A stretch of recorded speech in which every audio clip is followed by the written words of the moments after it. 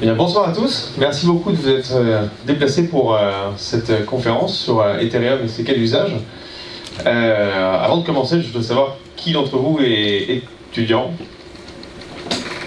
Oh, on a quand même une très large majorité. Ok, super. En fait, oui, aussi. Super. Oh non, non, non, non, non, non. Encore une fois, presque. Ouais, ok, il faut que j'appuie sur des trucs régulièrement. D'accord, il faut une dynamique.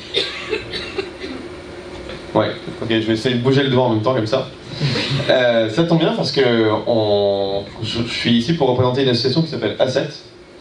Asset, c'est la contraction de Association d'Ethereum, Asset. Et on est une association de la 1901 qui existe depuis fin 2015 et officiellement depuis 2016. Et on organise des ateliers comme celui-là. Celui-ci, c'est plutôt un atelier de présentation de la technologie. Donc on va vous présenter des choses sur Ethereum, des choses qui se font sur Ethereum. Mais on fait aussi des ateliers où vous pouvez découvrir comment coder dans Ethereum, puisque Ethereum est une plateforme qui vous permet de déployer du software. Donc si vous voulez coder en blockchain, vous pouvez venir nous voir. Si vous avez des questions sur comment fonctionne la blockchain, vous pouvez venir nous voir. Et la totalité de nos événements sont gratuits. Parce que les ateliers qu'on organise sont gratuits. Donc si ça vous intéresse, si vous voulez progresser et découvrir plus cette technologie, vous pouvez venir nous voir. On a des profils multiples, c'est pas forcément que des ingénieurs, pas forcément que des développeurs, il y a des avocats, des économistes, des gens du monde associatif, des gens de toute origine qui viennent nous voir et qui ont la curiosité de savoir ce qu'est, de vouloir savoir ce qu'est la blockchain Ethereum, et on est là pour les accompagner. Si vous voulez rejoindre notre association, donc si vous rejoignez notre association, vous avez droit au slide de nos présentations. Je sais. Voilà. Voilà, et aussi vous êtes prévenus un peu en avance des événements qu'on organise. Et donc on a un site web qui s'appelle www.asset.fr. Sinon on est facile à trouver sur la plupart des réseaux sociaux, Asset et compagnie. Une dernière petite chose, on organise une énorme conférence les 8, 9, 10 mars. Donc si vous êtes déjà passionné d'Ethereum et que vous êtes juste venu, ou pas pour avoir une présentation d'Ethereum, mais pour savoir les applications, sachez que la plupart des gens qui parleront ce soir se présenteront aussi à cette conférence. On va faire venir une centaine de speakers de partout dans le monde, y compris de la fondation Ethereum, pour organiser plusieurs flux d'activités autour d'Ethereum avec des thèmes type passage à l'échelle, anonymat, gouvernance, impact social de la blockchain, aspects légaux, avec des ateliers en petit comité. Bon, on a 4 amphithéâtres au CNAM, donc à Paris 3. On pourra faire plein de choses. Voilà. Si vous voulez venir, vous êtes les bienvenus. Bon. Cet événement ce soir est sponsorisé par Consensus. Je vais vous parler un peu de ce qu'est Consensus. En fait, il vous invite à participer aussi au cocktail qui aura lieu après cette conférence. Donc Consensus, c'est l'entreprise pour laquelle je travaille. Je profite pour parler un peu de ce qu'ils font. Mais Asset, c'est une association qui est ouverte à toutes les entreprises. C'est-à-dire si vous avez envie d'accueillir un de nos événements, vous êtes les bienvenus. Vous venez nous contacter, vous dites j'ai une salle avec 50 places, venez faire un meet-up chez nous. On est toujours content de venir. Et si vous avez aussi une université, un ministère, que sais-je, on est tout aussi ouvert à venir intervenir chez vous. Consensus, c'est un startup studio à l'origine. C'est-à-dire que si vous avez un projet de start-up, un projet sur Ethereum, vous pouvez contacter Consensus et dire j'ai envie de faire ça en blockchain. Par exemple, j'ai envie de faire du poker en blockchain. J'ai envie de faire de la gestion logistique en blockchain. Donc vous venez nous voir avec votre projet, on regarde ça avec vous, on vous aide à le préciser et potentiellement on vous inclut. Donc voilà, c'est ce que fait Consensus. Il récupère plein de projets et il les aide à se développer et il les porte jusqu'à le marché qu'ils ont choisi d'attaquer ou jusqu'à les interlocuteurs qu'ils ont envie de rencontrer. Donc on fait des choses aussi avec beaucoup d'ONG. On a une branche de Consensus qui s'appelle Blockchain for Social Impact, où on a travaillé avec l'ONU, le World Food Programme. Beaucoup de choses pour des gouvernements aussi. Et grosso modo, voilà. Initialement, on fait surtout du startup studio. Donc on est là pour incuber les startups. On développe aussi des solutions pour les entreprises, on développe des solutions pour Ethereum, des outils pour les développeurs. Donc c'est cette partie produits, infrastructures, développement pour l'entreprise, gouvernement, etc. Et on a plein de programmes d'éducation qui sont pour la plupart pro bono et d'autres qui sont plus orientés vers les entreprises. Donc si vous cherchez des formateurs, on peut aussi vous en procurer. Et voilà, donc Consensus, c'est 600 personnes, 575 d'après les derniers chiffres, sur 29 pays. On a tout type de profil, on a beaucoup de chercheurs parmi les équipes de Consensus. Donc si vous êtes intéressé par la blockchain comme thème de recherche, venez nous voir aussi, on a certainement moyen de vous faire plancher sur des cas d'usage ou des cas de recherche qu'on a déjà identifiés. Et voilà, on a travaillé notamment avec BHP Billiton, JP Morgan, Smart Dubai, qui est la partie, on voit très bien la carte en fait, qui est l'institution publique du Mayotte qui s'occupe de la transition numérique, le gouvernement du Brésil, le gouvernement du canton de Zug en Suisse, MAS c'est l'autorité, la Banque centrale de Singapour. Enfin, on a eu plusieurs projets intéressants qui ont été faits avec ces différentes institutions. Et voilà, donc voilà pour Consensus. Alors, qui n'a jamais entendu parler d'Ethereum? Pour qui est-ce que la blockchain c'est tout nouveau? Waouh, c'est la première fois que ça m'arrive ça. Du coup, quand on commençait à faire ce genre d'événement, on disait qui est-ce qui a déjà acheté des crypto-monnaies? Il y avait personne qui levait la main, ou un ou deux. Et c'est vrai qu'on est assez content de voir que début 2018, en fait, c'est déjà quelque chose qui commence à passer un peu dans les mœurs. Les gens connaissent ce qu'est la blockchain. Du coup, on va aller très très vite là-dessus pour laisser plus de temps de parole à nos intervenants. Qu'est-ce que vous en pensez? Oui. Ouais, super. Alors, une blockchain en 3 mots. Donc, une blockchain, alors ça c'est un peu ma tambouille personnelle, mais une blockchain c'est 3 choses. C'est à la fois un registre, un réseau et une unité de compte. Donc, quand vous avez les 3, en général, vous avez une blockchain. Parce que vous avez un registre qui est répliqué sur plein de paires d'un réseau, et les règles de réplication, enfin, les règles pour déterminer le dernier état de ce registre sont permises grâce à des mécanismes d'incitation basés sur l'unité de compte. Voilà, tout simplement. Donc en résumé, vous avez un réseau qui se partage le même registre et les interactions sur ce réseau sont réglées avec une unité de compte. Et quand vous avez les 3 là, en général, vous pouvez faire une blockchain. Bon, évidemment, quand on regarde la blockchain de plus près, on a besoin d'avoir pas mal de choses. On a besoin d'avoir plusieurs innovations, telles que les fonctions de hachage, les clés publiques. Et on a aussi besoin d'avoir un peu de théorie des jeux pour régler les interactions dans le réseau pair à pair. Donc c'est un protocole qui lie ces trois domaines. Donc si vous faites de la cryptographie, Dieu sait qu'il y a un très bon département de cryptographie à Ulm. Si vous faites de la théorie des jeux, si vous êtes intéressé par les systèmes de gouvernance, vous allez certainement pouvoir trouver des choses intéressantes à faire en blockchain. Voilà. Donc quand on zoome sur un bloc, on va voir plein de hashes, on va voir plein de signatures avec des clés publiques, et on va voir des émissions monétaires, des transmissions d'unités de compte d'un bloc à l'autre, pas d'un bloc à l'autre, mais d'un utilisateur à l'autre. Et ça, ce sont les règles qui permettent de régir un consensus dans la blockchain. Donc voilà, quand on regarde un bloc, on voit ça. D'où le terme chaîne de blocs, ce sont des blocs qui se font référence les uns à l'autre. Alors rentrons directement dans le bloc. Le bloc numéro 11 ici, il fait référence au bloc numéro 10, donc il y a une référence d'un bloc à un autre. Il a une racine de transaction, donc en fait on prend une transaction, on la hache, on prend la transaction, on la hache, on hache ces deux transactions ensemble, ça vous fait un autre haché, et on hache tout ça ensemble, de façon à faire un arbre, et on note seulement la racine. Donc vous avez une référence à l'ensemble des transactions qui sont contenues dans le bloc. Vous avez un timestamp, et vous avez un numéro magique qu'on appelle le nonce dans le bloc, qui vous permet de dire que ce bloc a bien été associé à une certaine quantité de calcul pour le rendre sécurisé. Et comme ces blocs se font référence les uns aux autres, le bloc I plus 1 fait référence au bloc I, le bloc I plus 2 fait référence au bloc I plus 1, etc. Vous avez des blocs en chaîne, donc une chaîne de blocs, bon, blockchain. Jusque-là, j'ai pas dit grand-chose de nouveau pour vous, j'imagine. Ok. Du coup, c'est compliqué sur une blockchain, et c'est pour ça qu'on a besoin d'une unité de compte et qu'on a besoin d'avoir des mécanismes de consensus sur une blockchain. C'est que pour mettre d'accord des milliers d'ordinateurs sur un même réseau sur l'état d'un fichier, c'est très compliqué. Et pour ça, on a plusieurs types de consensus qui sont disponibles. On a historiquement le protocole Raft, donc c'est ce qui est utilisé en base de données distribuée pour ceux qui font de l'informatique. Et l'innovation qu'a apporté la blockchain, l'innovation qu'a apporté d'abord Bitcoin, c'est de créer un truc qui s'appelle Proof of Work.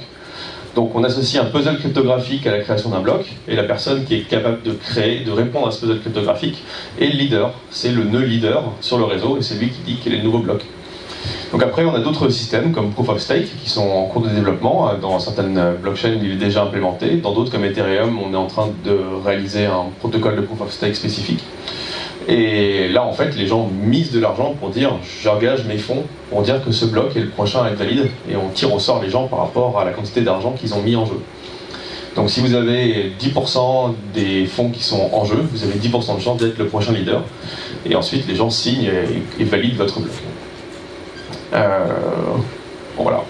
Du coup, il y a beaucoup de débats sur la proof of work. Est-ce que c'est consommateur d'électricité? Est-ce que c'est vraiment sécurisé? Est-ce que c'est plus sécurisé que la proof of stake? Est-ce que proof of stake, est-ce que ça consomme de l'électricité? Est-ce que ça consomme moins d'électricité? Est-ce que c'est plus sécurisé? Est-ce que c'est vraiment capitaliste? Bon. Si vous voulez avoir ces débats, je serais ravi de les avoir avec vous lors du cocktail qu'on aura juste après. Cocktail qui sera préparé par le merveilleux club d'onologie de Manès, qui nous a aidé à réserver cette salle d'ailleurs. Donc voilà, des formes de consensus qui permettent aussi plus ou moins de tolérance, donc ça serait rentré vraiment dans le détail de tolérance open, ce qui serait vraiment rentré dans le détail de comment les protocoles de consensus fonctionnent. Donc une fois qu'on a réalisé une blockchain, on peut s'en servir pour faire un registre de qui possède quoi. Donc c'est pratique, on dit tel utilisateur a une unité de compte, l'utilisateur en a 3, l'utilisateur en a 4, on fait un gros tableau et on se partage ce tableau sur des milliers de paires. Donc voilà, on a créé un système de cash, de transfert de cash pair à pair. Donc, initialement, Bitcoin, c'est ça, c'est peer-to-peer cash system. Donc voilà, une petite cartographie du réseau Bitcoin. Vous avez une dizaine de milliers d'ordinateurs qui se partagent, qui répliquent ce même registre de qui possède quoi. Une 150 gigas environ et 300 000 transactions par jour qui sont intégrées dans ce réseau. Donc vous avez réussi, grâce à une blockchain, à avoir le même registre sur des milliers et des milliers d'ordinateurs, sans autorité centrale, sans pad, sans modification pirate. Mais quitte à faire un registre pour tracer qui possède quoi, on pourrait aussi faire un registre pour tracer des valeurs de variables et une logique pour dire comment ces variables doivent évoluer. Vous voyez où je veux en venir? On peut se servir d'une blockchain pour faire un ordinateur, où chaque adresse, où chaque numéro d'utilisateur serait une case mémoire, où on mettrait le nombre d'unités de compte qu'il a, éventuellement le code qu'il contient, avec les différentes variables que contient ce code, et avoir une règle sur un ensemble dans l'ensemble du réseau, sur lequel il y a un consensus dans l'ensemble du réseau, sur comment ces variables transitionnent d'un état à l'autre, et comment on exécute du code à l'intérieur. Et donc ça, c'est l'idée d'Ethereum. Donc Ethereum, c'est ni plus ni moins qu'un ordinateur dans une blockchain. Donc le réseau Ethereum contient une trentaine de milliers d'ordinateurs qui ont tous la même machine virtuelle, et cette machine virtuelle exécute du code qui est référencé dans la blockchain d'Ethereum. Voilà, on a d'autres mécanismes de transfert de blocs. Les blocs sont un peu plus rapides que sur Bitcoin, on fait un peu plus de transactions par jour, et ces transactions contiennent donc aussi du code. Donc ça permet d'avoir de l'exécution dans la blockchain. D'où l'idée d'appeler le software en blockchain du smart contract. Alors c'est ni vraiment smart, ni vraiment contract. C'est ni plus ni moins que des bouts de code qui sont déployés dans la blockchain. Ce qui en fait des contrats, c'est que le code, une fois qu'il est dans la blockchain, il est écrit dans la blockchain tel qu'il est. Donc il va s'exécuter tel qu'il a été codé. Donc c'est un contrat qui n'a pas besoin d'avoir un avocat pour se faire exécuter. Donc c'est un contrat qui est smart. Je ne sais pas si ça justifie beaucoup comme appellation, mais voilà. Donc sur Ethereum, on a des smart contracts, on a une certaine impartialité parce que forcément c'est écrit dans la blockchain, donc ça va s'exécuter comme ça a été écrit. Ethereum est une blockchain qui essaie d'avoir le plus d'interopérabilité possible. Alors vous êtes peut-être au courant de projets tels que Polkadot ou Plasma.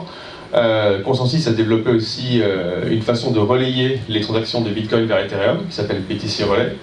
Vous avez un projet de porter Dogecoin vers Ethereum qui s'appelle Doge Relay. Enfin, voilà.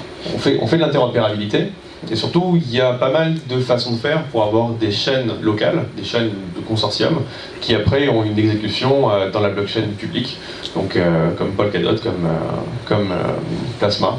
Donc on pourrait faire des consortiums de blockchain aussi autour d'Ethereum. Il y a plusieurs algorithmes de consensus qui sont implémentés dans Ethereum. Donc vous pouvez utiliser Ethereum public et avoir le processus de Proof of Work, bientôt de Proof of Stake on espère, et utiliser Ethereum en local avec plein d'algorithmes disponibles. Tous les clients Ethereum, que ce soit les deux principaux, Get et Parity, ont des systèmes de gouvernance qui sont pré-codés, où vous pouvez dire en fait on va faire un consortium entre nous, on va dire que ces deux personnes sont les autorités, ces trois personnes sont les autorités, on va faire une Proof of Work à nous, enfin faites un peu ce que vous voulez, quoi. Donc c'est plutôt agile, c'est plutôt facile à manipuler. Ethereum, c'est aussi une grande communauté. C'est nous, c'est vous, c'est les gens des autres pays qui font partie de la communauté Ethereum. Une communauté assez active. En général, si vous voulez discuter avec un développeur Ethereum, c'est assez facile. Ne serait-ce que sur CryptoFR, vous avez 4000 personnes qui sont actives sur le Slack. Vous pouvez rejoindre l'asset et rencontrer des gens qui sont encore plus actifs. Ou vous pouvez aller sur n'importe quel Gitter orienté Ethereum et vous trouverez plein de gens à qui parler. Si vous êtes plutôt côté entreprise ou institution, vous avez un consortium qui s'appelle l'Ethereum Enterprise Alliance, où vous avez 600 entreprises de la start-up au cabinet de conseil qui échangent sur comment construire un Ethereum qui réponde aux besoins des entreprises et des institutions. Et surtout, Ethereum vous permet de créer des tokens. Donc des tokens qui vivent dans Ethereum. Donc si vous avez besoin d'une monnaie locale, si vous avez besoin d'une monnaie sur votre plateforme, c'est quelque chose que Ethereum permet d'obtenir. Et on aura quelqu'un dans cette conférence de Ayexac qui utilise un token justement qui vit sur Ethereum.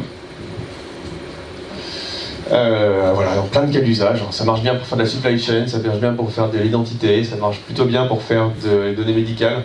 Alors sur l'identité, on a un projet qui s'appelle Uport et qui est déjà en production au canton de Zug, chez Consensus. Sur la donnée médicale, il y a un projet qui s'appelle Linia, où il s'agit là, qui sera présenté tout à l'heure. Du stockage centralisé, on ne va pas parler de grand chose là-dessus, mais l'ASSET avait fait un meet-up sur le stockage centralisé spécifiquement, on en fera peut-être un autre bientôt.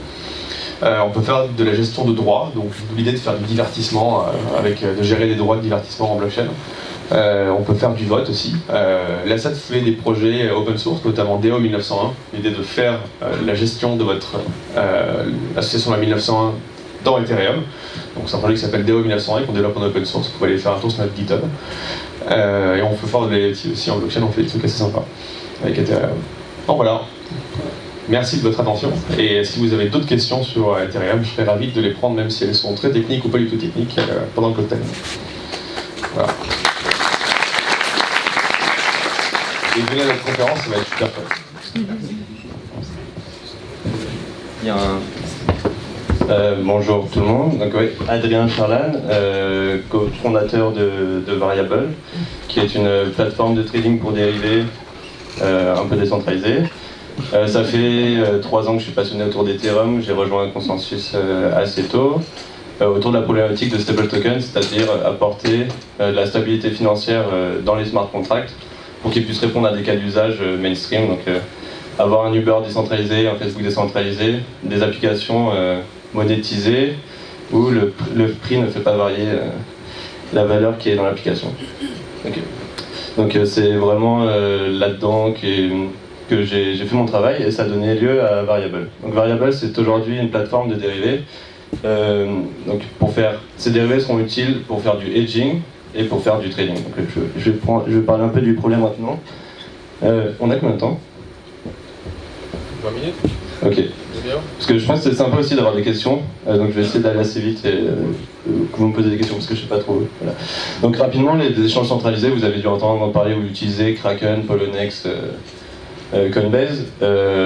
C'est intéressant parce que ça vous permet d'acheter et de vendre du Bitcoin, mais par contre, il y a un paradoxe, c'est que vous êtes censé avoir accès à des cryptocurrencies dont les propriétés décentralisées sont très intéressantes, et pourtant, lorsque vous dépositez sur Kraken vos Ethers, vous perdez toutes ces propriétés. Parce que vous mettez votre propriété de ce crypto-asset, qui est censé être uniquement à vous, chez un tiers parti.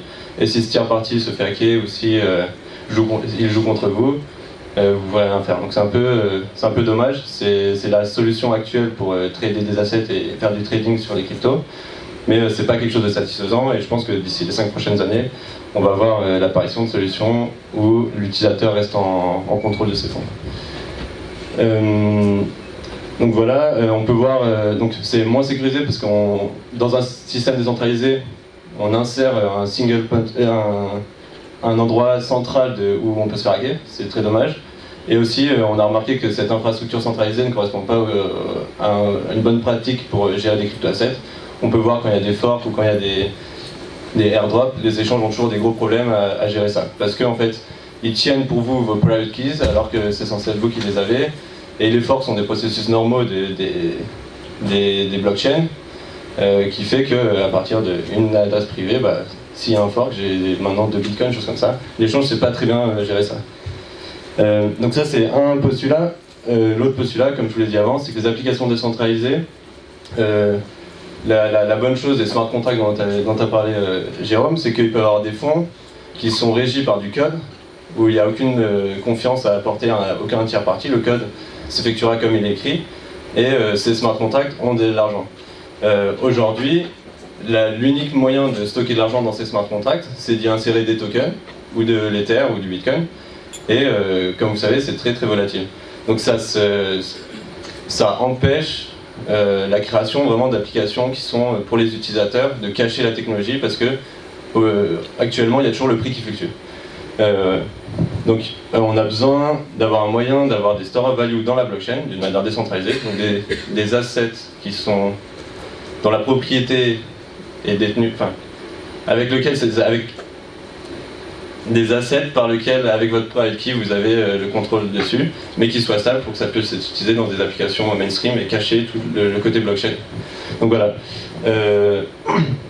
Donc à partir de ça, nous on a créé Variable qui fait des dérivés sur la blockchain, c'est-à-dire que on fait, en gardant contrôle de votre private key et en gardant le contrôle des fonds, on va vous permettre d'échanger des assets ou de contrôler votre exposition au risque de l'Ether. Donc vous pouvez parier à la hausse, donc faire des longs et des shorts si vous êtes adepte du margin trading, un peu comme sur Kraken mais d'une manière décentralisée, c'est-à-dire que les fonds ne sont pas stockés chez un tiers parti, mais vous les gardez sur votre private key, et on a un système dont je vous parlerai, qui permet que un trader veut longuer sur Ether, un autre veut shorter, et on les matche ensemble dans des smart contracts, et c'est pas nous qui prenons les fonds des deux et qui faisons ça de manière centralisée. Donc si vous êtes, je sais pas si vous connaissez bien, mais les decentralized exchange c'est des choses très sexy en ce moment, et je vais vous parler un peu de Variable qui est assez unique, qui arrive à lier efficacité, donc l'efficacité des échanges centralisés comme Kraken, mais aussi une décentralisation de la confiance. Donc rapidement, donc voilà, le dérivé, c'est donc on a une infrastructure qui a des parts centralisées, mais les fonds sont toujours gérés de manière décentralisée, et la centralisation de certaines parties nous permet d'être efficace, et on est transparent et on est fiable. En gros, on est probable d'y faire. De l'autre côté, et ça nous permet, le fait qu'on gère les fonds sur la blockchain nous permet de répondre aux besoins des smart contracts. Donc on peut penser aux ICO qui ont plein d'Ether dans leur smart contract, et qui voudraient parier, se hedger face à un potentiel descente des prix de l'Ether, et donc parier à la baisse de l'Ether en fait, ça stabilise les fonds. Donc voilà. Donc ça fait 6-10 mois qu'on est en alpha sur des produits très simples, donc des CFD, donc c'est un contract for difference. Deux traders de manière peer-to-peer parient sur la variation du prix de l'Ether, donc à la hausse ou à la baisse, et dans 24 heures, le contrat sera résolu, et si dans les 24 heures le prix a monté, celui qui a longué, celui qui a parié à la hausse récupère plus d'Ether que celui qui a parié à la baisse. Donc on a eu 500 traders dessus, je pense que parmi vous, il y en a qui ont tradé, donc merci beaucoup à eux. C'était très intéressant, mais la technologie qu'on utilisait, on utilisait des smart contracts pour matcher tous les traders, donc c'était vraiment quelqu'un fait une transaction sur Ether en disant je veux parier à la hausse, donc c'est sur la blockchain, il y a un état dans le smart contract qui dit il y a quelqu'un qui veut parier à la hausse, et il y a quelqu'un d'autre qui allait dire ah bah moi je veux parier à la baisse contre cette personne. Les fonds étaient stockés dans un smart contract, et 24 heures après, ce smart contract était dénoué et renvoyait les fonds l'un à l'autre. Donc c'est intéressant, mais c'est pas efficace parce que, je sais pas si vous avez vu CryptoKitties, mais on peut pas faire tant de transactions que ça sur Ethereum. Donc là je vais vous expliquer rapidement ça. Donc ça c'est la tête de la plateforme, super qualité. On va sauter ça. Étant donné qu'on était sur les alphas, on a accès des tokens, ça j'aime bien en parler parce que c'est quelque chose d'intéressant. Tu as parlé de théorie des jeux. Et on a créé un token qui permet de répliquer, d'inciter les gens qui tradent sur notre plateforme à agir comme des traders. Même s'ils n'avaient pas leurs fonds, on les récompensait selon leurs actions. Donc s'ils étaient des bons traders, on leur donnait des VCT, des tokens.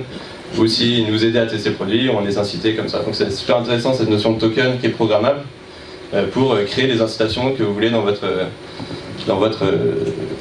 mécanisme décentralisé. Donc maintenant, la version 2. Donc comme je vous ai dit, la première version qu'on a mise sur l'alpha, tout est on-chain, c'est-à-dire que c'est pas très efficace et nos contrats durent que 24 heures.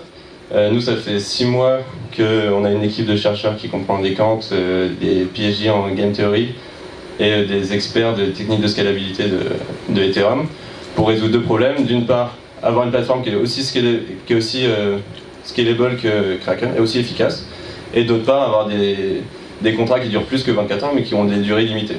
Et à partir de là, si on est en capacité de shorter sur une période limitée l'Ether, donc de parier à la baisse, ça vous permet de vous hedger contre un risque de baisse du prix de l'Ether. Donc, si vous avez 100 Ether, vous en mettez 50 sur un pari de baisse et que vous en gardez 50, votre position totale, votre portefeuille, est en fait stable face au prix du dollar. Donc c'est là que vous retrouvez un peu l'esprit du stable token dont j'avais parlé initialement. Donc on a développé, je sais pas, le financial. Bon, on a développé un outil financier, un engin financier qui nous permet d'avoir des durées limitées, et on a implémenté une infrastructure qui utilise les state channels. Donc c'est une moyen de faire des transactions en dehors de la blockchain. Donc par exemple, Jérôme et moi, on fait des transactions ensemble. Initialement, on déposite 50 Ethers sur le réseau Ethereum, qui sont bloqués dans un smart contract. Ça nous permet d'ouvrir un channel entre nous deux.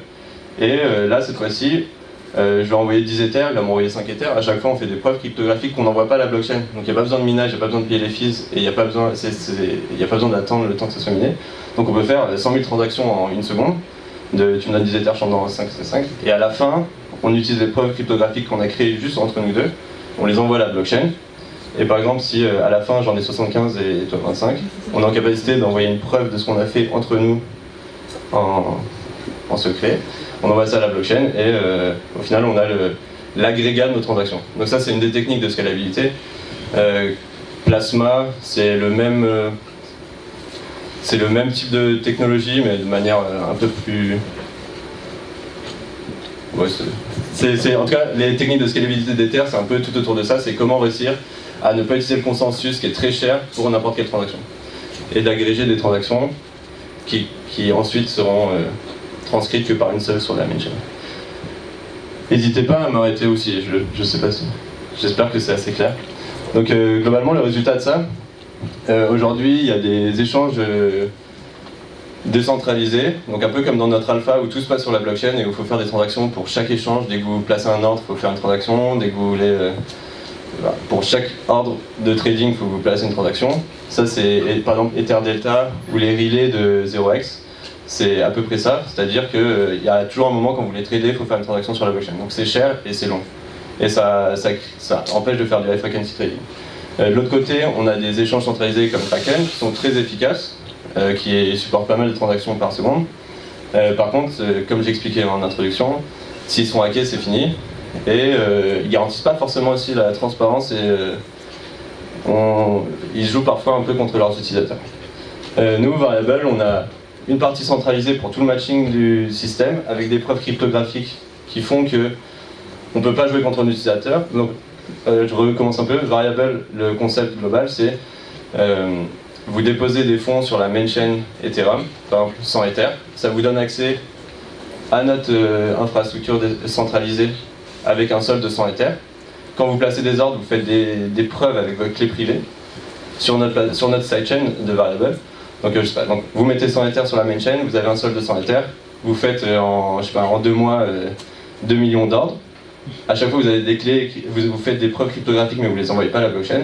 Et à la fin, quand vous voulez récupérer l'argent que vous avez fait ou que vous avez perdu, donc par exemple vous aviez mis 100, maintenant vous avez 150 sur Ether, sur Variable, sur la sidechain, vous faites une preuve, vous pouvez faire une preuve du fait que vous avez bien 150 Ether, vous envoyez ça à la main chain et vous récupérez vos 150 Ether. Donc c'est globalement comment ça fonctionne. Si ça vous intéresse, c'est technologie de scalability, je serais ravi d'en parler plus tard. Donc voilà, au final, le fait de faire ça, ça fait que initialement c'est des deposits sur des smart contracts Ether, donc ça veut dire que les ICO ou n'importe quelle application décentralisée sont capables de rentrer dans notre système. Et nous, étant donné que ça demande d'écrire des preuves cryptographiques dès que vous placez des ordres, on ne peut pas les faire pour vous. Donc les fonds sont vraiment sécurisés d'une manière trustless, on ne peut pas réagir. Nous, on permet juste d'améliorer l'efficacité d'une manière transparente et avec toujours des preuves. Et si on se fait hacker, on a des moyens d'assurer que vos fonds ne seraient pas pris. Mais ça, c'est un peu plus complexe. Donc voilà. Je pense que ça suffit. Rapidement, la team, donc je vous avais dit que En ce moment, on a une team de chercheurs donc, qui travaille sur l'engin financier et l'implémentation des sales channels, qui est quand même un gros challenge. On a une team plus sur le légal et marketing, parce qu'on veut être compliant et on veut vraiment faire ça de manière propre. Et on a une team produit qui va énormément s'étendre dans les prochains mois, parce que niveau recherche, on est arrivé à une proof of concept qui fonctionne. Et donc maintenant, c'est vraiment l'implémenter d'une manière sécurisée, fiable et scalable. Donc on recrute, surtout côté, si vous avez des rois de l'infrastructure, de la sécurité, des bons parano et tout, nous ça nous intéresse beaucoup. Et aussi côté product management, si vous avez quelqu'un qui est intéressé par les exchanges, qui a travaillé là-dedans et qui veut travailler dans un beau projet, ravi. Si vous avez des questions, je sais pas combien de temps j'ai pris, mais... C'est bien. 2-3 questions. 2-3 questions s'il vous plaît.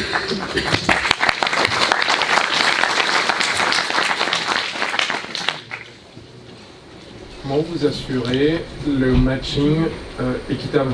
C'est-à-dire le premier qui a envoyé une transaction en long ou en short va lui matcher avec finalement le premier qui a envoyé. Parce que c'est un peu le problème aujourd'hui sur la blockchain.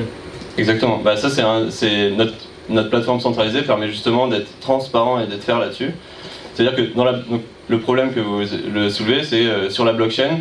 S'il y a deux personnes, donc les Ether Delta, les choses où c'est tout on-chain, s'il y a deux personnes au même moment qui veulent prendre le même ordre, qui gagne? Et au final, c'est les mineurs qui disent ah bah c'est lui d'abord ou c'est lui après, donc c'est pas fair. Et ça pose des problèmes, il y a des racing conditions. Nous, dans notre infrastructure, dès qu'on reçoit donc dès que vous créez la preuve cryptographique qui dit je veux placer un ordre, nous dès qu'on le reçoit on le timestamp, et après notre matching mechanism, il fait de manière chronologique, quoi. Donc c'est atomique un peu.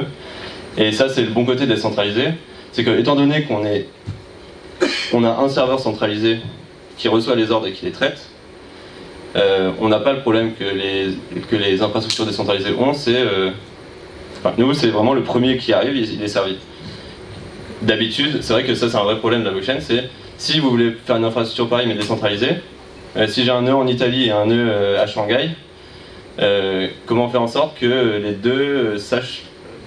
Enfin, il y a des problèmes de latence géographique, quoi, et qui arrive en premier, ça c'est des trucs complexes qui sont enlevés par la centralisation. Juste un point pour comprendre, on est d'accord que c'est du matchmaking de Delta One, c'est pas de notionnalité aujourd'hui, c'est vraiment du Delta, une position forward, entre une position que je prends sur Ethereum USD contre quelqu'un qui veut prendre USD Ethereum. Ouais. Et la deuxième chose, c'est que vous avez parlé tout à l'heure de quelque chose qui me semble extrêmement intéressant, c'est-à-dire vous faites d'abord une transaction entre vous, vous créez un channel, et ensuite l'agrégation de ça est implémentée dans la blockchain. Mais comment vous faites pour la preuve justement de détention? Si jamais vous avez 50-50 tous les deux, vous avez 75 et votre ami à 25, et que lui il a fait un smart contract, il vous donne 30, il mise 30 avec quelqu'un d'autre. Parce que c'est justement, la vraie question c'est l'agrégation. L'agrégation en temps réel, et là finalement vous avez deux positions qui sont supérieures sans appel de marge de votre position réelle. Donc ça c'est tout quand je parle de l'engin financier, c'est tout notre challenge, c'est que on peut pas faire d'appel de marge, parce qu'on peut forcer personne sur la blockchain à faire une action. Et on peut surtout pas être dans une situation où un utilisateur a un solde négatif. Donc c'est les problèmes dont vous parlez. Donc nous dans ces cas, on déleverage, où on fait en sorte que, donc par exemple si vous avez on fait des appels de marge forcés. C'est ça qu'on fait. Vous êtes obligé de délivrer, vous pouvez délivrer vous-même, sans avoir accès à la clé privée. Ouais. Parce qu'en fait, lui, il fait juste un ordre. Je veux longuer sur Ether, selon vos règles. Comment? C'est le débouclage du smart contract avant la fin du temps. C'est ça. Et donc ça veut dire que vous devez manager pour le smart contract en temps réel. Nous, un de nos gros challenges, oui, c'est de vérifier que tout le monde est solvable et d'avoir les actions qui doivent correspondre à ça. Mais on garde quand même vraiment une infrastructure décentralisée, la trust elle est là. C'est-à-dire que dès le début, les gens qui rentrent dans nos produits connaissent les règles du jeu, savent qu'ils vont être déleveragés dans des cas très spéciaux, et que ça se passe, ça arrive. Mais une fois que c'est un peu toujours pareil dans Ethereum, c'est vous codez les règles. Faut pas se rater parce que après c'est autonome. Mais une fois que vous avez codé les règles, les gens s'ils acceptent, elles seront remplies. Et dans nos règles, il y a si vous perdez tout l'argent, vous êtes liquidé. Quoi. Et ouais. Donc s'il n'y a pas d'appel de marge, quelle est la probabilité que vous alliez plus loin que 24 heures dans les contrats? Ah, ça c'est... Normalement vous avez temps infini, donc on a trouvé un moyen pour que à la hausse, au profit, vous ne soyez pas déleveragé. Donc vous continuez à avoir votre position. Dans des cas très spécifiques de Black Swan Event, il y a des moments où même les positions gagnantes sont déleveragées petit à petit. Je sais pas si ça répond. Bah, le problème que vous soulevez, c'est qu'il y a un shorter contre un long. Si le long il est liquidé, comment le shorter il continue sa position, j'imagine? Pas seulement, c'est qu'il y a la volatilité implicite. Vous disiez, les gens connaîtront les règles, mais c'est un peu ce que disaient les banques aussi, corporate. Mais nous les ça... règles, il ne faut pas vous étonner, c'est perdu votre chemise. Mais évidemment, plus on va loin dans les maturités, plus on a une chance quand même de... mais nous c'est quand même plus que ça, c'est-à-dire qu'on fait des règles, elles sont transparentes, tout est transparent dans notre manière de matcher les gens, et que si on fait quelque chose, s'il y a quelque chose de mal qui se passe, ils ont une capacité d'utiliser une preuve cryptographique pour dire vous n'avez pas suivi les règles, et à ce moment-là ils retirent leur fonds. En gros, c'est... Il n'y a jamais un moment où on prend une volonté de quelqu'un et on la fait pour lui. Je sais pas que c'est ça le concept, c'est... Sur le short, par exemple, vous déleveragez à partir de quand? Parce qu'il y a une telle volatilité quand même sur les sous-jacents qu'à un moment... nous, c'est dès que vous atteignez... faudra demander à la team recherche, mais je sais pas, c'est 2,5% de... Dès que vous approchez de 0, vous êtes liquidé direct. Et vu qu'on a une infrastructure centralisée, on n'a pas de problème de latence, on a besoin que ça soit miné, on n'a pas de risque, on peut vraiment couper sec, comme n'importe quelle banque pourrait le faire. Nous, vraiment, notre grosse différence, c'est qu'on n'a pas de contrôle sur les fonds, et qu'on est transparent, et que s'il y a un problème, les utilisateurs peuvent nous attaquer. Ou si on est hacké. C'est ça, nous, notre gros problème, c'est si on est hacké, qu'est-ce qui se passe? Et on a fait en sorte que il y a des fallback mécanismes. Dernière question, je pense. Combien de transactions? Comment? Combien est-ce que vous prenez par transaction en termes de spread? Quel est le modèle économique derrière pour vous? Le modèle économique, pour l'instant, on aimerait bien plus tard décentraliser notre côté de... Donc là, on valide tous les ordres, on match tout le monde. On décentralise par contre la vérification, c'est-à-dire que n'importe qui peut vérifier ce qui se passe sur notre réseau et nous attaquer si on fait des choses mal. Peut-être au long terme, on va essayer de décentraliser cette validation, et donc ça sera un token. Donc vraiment dans l'économie décentralisée, que les bénéfices retombent sur les token holders. Mais pour l'instant, on a un modèle, on essaye d'être concret et d'aller sur le marché. On a un modèle classique, on prend des fees basses par rapport au marché, mais on prend des fees de manière assez classique. Donc je pense que c'est... Je suis ravi de prendre plus de questions plus tard, et merci de votre attention. Thank you. Je suis American, so this presentation will be in English. Jerome said to speak as fast as I can because this is a smart bunch and you like to be tested. So I'm here to talk about Viant, which is a company I co-founded back at the end of 2016, early 2017. By way of background, I worked for Consensus, joined Consensus 2016. Before, my previous life was at Deloitte & Touche, so Big Four accounting firm, traditional management consulting and advisory background. I joined Consensus to finish the BHP implementation. BHP is the largest mining company in the world, and we put their rock sample supply chain on the blockchain. So it was one of our marquee POCs. We did 2 other implementations, and we realized that we could abstract the back end, genericize it, and then create a product out of it, so that instead of 6 months of build, now we can build in 6 minutes. I think this is going to be a 10-minute demo, so 10 minutes, 6 minutes, close enough. The reason that that's important is because in this blockchain world, there's a lot of people that talk about what's coming and what's possible, but there's not a lot of actual tech behind a lot of this because it's early. But this we've been building for about a year. We came out of stealth about 3 weeks ago. Maybe 4 weeks now, and we were proud to announce that our beta clients who joined us a couple months ago are GlaxoSmithKline, one of the largest pharmaceutical companies in the world, the World Wildlife Fund, who we all know, the famous panda, Imaginea Energy, which is a company out of Calgary in Canada that's trying to prove 0 carbon emissions with extracting oil, very cool project. And then 2 companies that are still in stealth themselves that we're working with are one of the largest global consumer packaged goods companies in the world. You might have brushed your teeth with some of the stuff that they make this morning, and an oil and gas super major. So some of the world's largest companies are all building solutions on top of our platform. in very different industries, so that is a validation of our MVP. So what I'm going to be talking about and showing you today is real tech, something that's being used out in the real world, and it's, I think, incredibly exciting.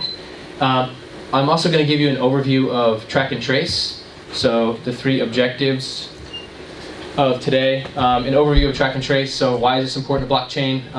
Who cares? And if you've been around the blockchain space, you know that provenance is one of the most interesting use cases. I think financial services gets most of the headlines, but supply chain is a sleeping giant.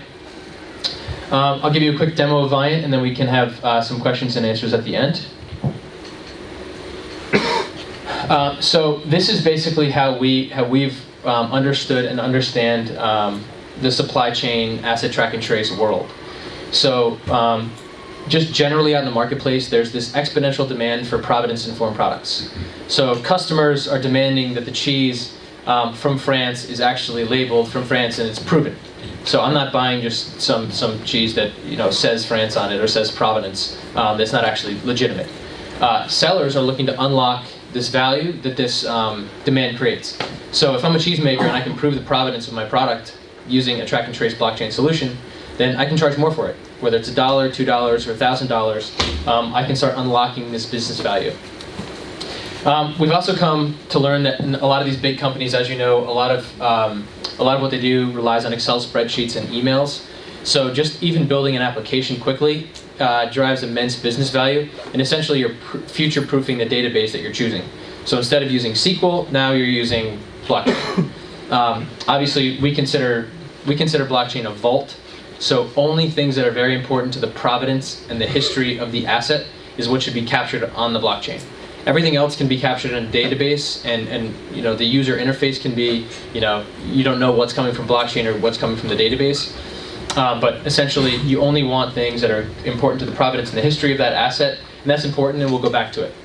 The 4th quadrant, which is regulators, it's the holy grail for regulators. So if you have a complete provenance and a complete lineage of an asset, and you give that readability to a regulator, what happens is now the teams of people that you employ to respond to the requests can be repurposed to jobs that are more value-added to the core business function rather than just responding to regulatory requests. Or at least that number can be greatly reduced so you can have some SWAT team to reply. This is also great for really good actors. So if you're one of the companies that are doing what they're supposed to be doing, you want to prove that. 1, to your customers, and also 2, to the regulators. So you have better treatment, so you spend less time and money auditing. And there's some other very cool things you can do, which we can get to in a bit. So that's a little bit of context. I spoke about this a little bit, but these are some of the use cases that the Viant team embarked upon before we decided to build a product. So this was really, this wasn't like we want to disrupt track and trace globally. This was, we're solving real business problems and doing consulting and building real applications for companies. And we've realized now that 70 or 80% of the backend is the same, so let's genericize this so the whole world can use it rather than us spending 6 months on each implementation. So the bottom left, this is the BHP example. Lost and untraced samples impact important business decisions and also incredibly costly fines for non-compliance. Some of these assets can be upwards of $100 million. So if you lose a core sample that has the answer to whether you should drill and extract a lot of oil here or not, that's a huge, huge problem.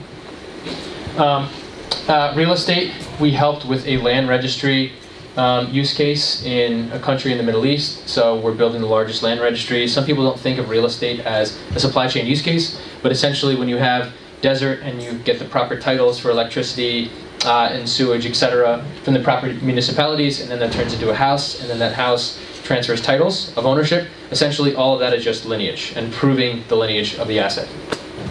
The last use case is pretty cool. This was done for one of the largest technology healthcare companies in the world. We made a vaccine tracking proof of concept for them, and this was in Africa, so at the end we assigned a self-sovereign identity to the individual in which we were administering the vaccine. So that individual could cross borders and prove that, and have an attestation that they had a vaccine. So very cool use case. I think it's a few years away. We need Uport before that's really ready to go. But all of this informed what we now have built for the past year called Viant. Did I hear my name? Tyler Mulvihill? Yeah. He asked for your name. Oh, my name is Tyler Mulvihill. I know. And I'm American in France, and I love France. Okay, so key differentiator. So why are we different than some of the other supply chain platforms out there that you might have known, you might have heard about? It's really the flexibility to configure what we consider the levers of a supply chain. So if I move forward real quick, this is how we visualize what a supply chain looks like. So we have an asset, and we take a very asset-centric view. So we're not thinking about the supply chain, about where it's going. We're thinking about a supply chain as in there's one asset, this is the center, and we want to record certain things about that asset. So you can first define the asset. So in this demo that I'm going to do, it's going to be mosquito nets. So imagine you're the World Bank and you have donations coming in that are going to pay for mosquito nets. Those mosquito nets are then going to be manufactured. They're going to be shipped. Then they're going to be administered or given out in the field, and then they're going to be used. So that's the process part. So that's the business process and the actions. The asset is the mosquito net, and there's certain things that you want to capture about the mosquito net. So where it was manufactured. So if you find holes in the mosquito net, you can go back and tell them to fix the process. How many? You want to know that. Who the donor was, so they can prove that they can write off the appropriate taxes, and also the press is legitimate. Who you administered it to. So did the mosquito nets actually get to that end person, or did the government take them and not administer them? So this really it'll paint the picture of a transparent supply chain solution. So now we pulled the asset lever, we pulled the business process and action lever, and then we just wrap role-based access control around that. So who's actually able to perform the action? So you don't want the person that ships the goods to be able to say they manufactured them. So this is traditional things that you have in everything, but once you have these levers, you can essentially dream up a lot of the solutions, whether it's in oil and gas, or whether it's in healthcare, or whether it's consumer packaged goods. So this is the genericized version and how we picture a supply chain, and now people can use this to build their own. So that's the flexibility to configure your different solutions. I don't think you're going to be buying this right now, but low upfront and usage-based pricing rather than a 6-month contract with a consulting firm that you're locked into. And lastly, this is, let me take a step back too. This is not for programmers or coders. The reason that this is so revolutionary is because people like a consultant or a subject matter expert can go in and model this by pulling all those levers without knowing how to code, without knowing how to program. And then with one click of a button, which is the magic button, it's literally a magic wand, in the application, the smart contracts are auto-generated and the user interface is auto-generated. So as soon as you're done configuring it with one press of a button, now you have a blockchain application. We think our user interface is fantastic looking. I think it's beautiful. However, we also realize that ERP systems or enterprise resource planning software is not going anywhere, so the SAPs and the Oracles of the world. So we've taken an API approach, so it's a very easy integration. Gone through that slide. The last part before the demo, what actually is Viant? So we've talked a lot high level, but it's really made out of 3 core components: the modeler, the smart builder, and the tracker. So the modeler is where a subject matter expert or a consultant can come and model their solution very easily. Drop-down menus, I'll show you this.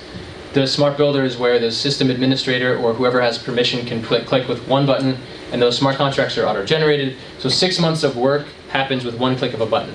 So it really is that revolutionary. And then finally, the tracker is just the blockchain application. So right as soon as you click that button and you define the users and roles and permissions, you can log in with a traditional username and password and start using a blockchain app.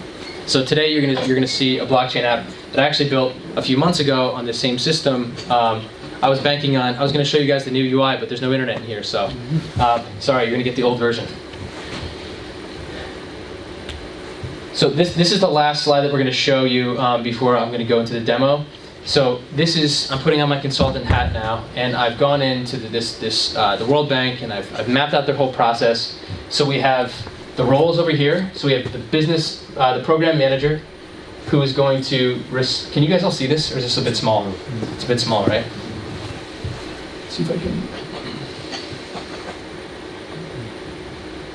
So we have the program manager who can receive the net funding, and when that's an action, so all of these are actions, and then the state changes are at the bottom. So the bottom is what's captured on the blockchain. So the net funding is received, and now it's in the funding received bucket. Then the manufacturer can process the order, and now it's in the order processed button.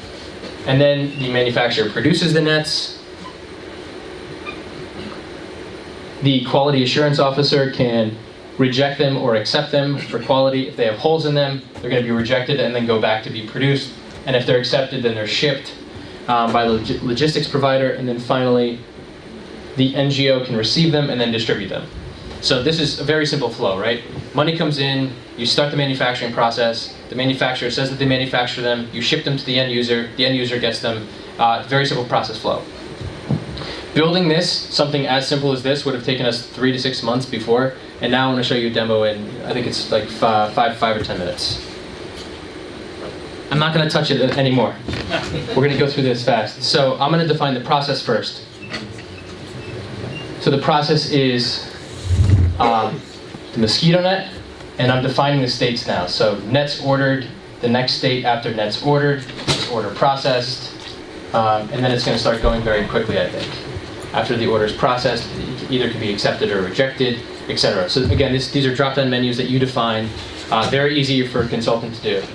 I click save, and I can click the magic button right now, which is here. It's a little blurry, and it goes from pending to deployed. So now that's just deployed on the blockchain. Smart contracts auto-generated, user interface auto-generated. So now I can define the asset, which is separate. So this is going to be the mosquito net. I'm going to add a few attributes. So I'm going to create a string, and the name of this string is going to be the funding source. So this can be an anonymous person, this can be Bill Gates, this could be George Soros. And then I can define a number. This is going to be the funding amount, etc. So you get all of this. So I'm going to fast forward. I believe the net quantity, etc. And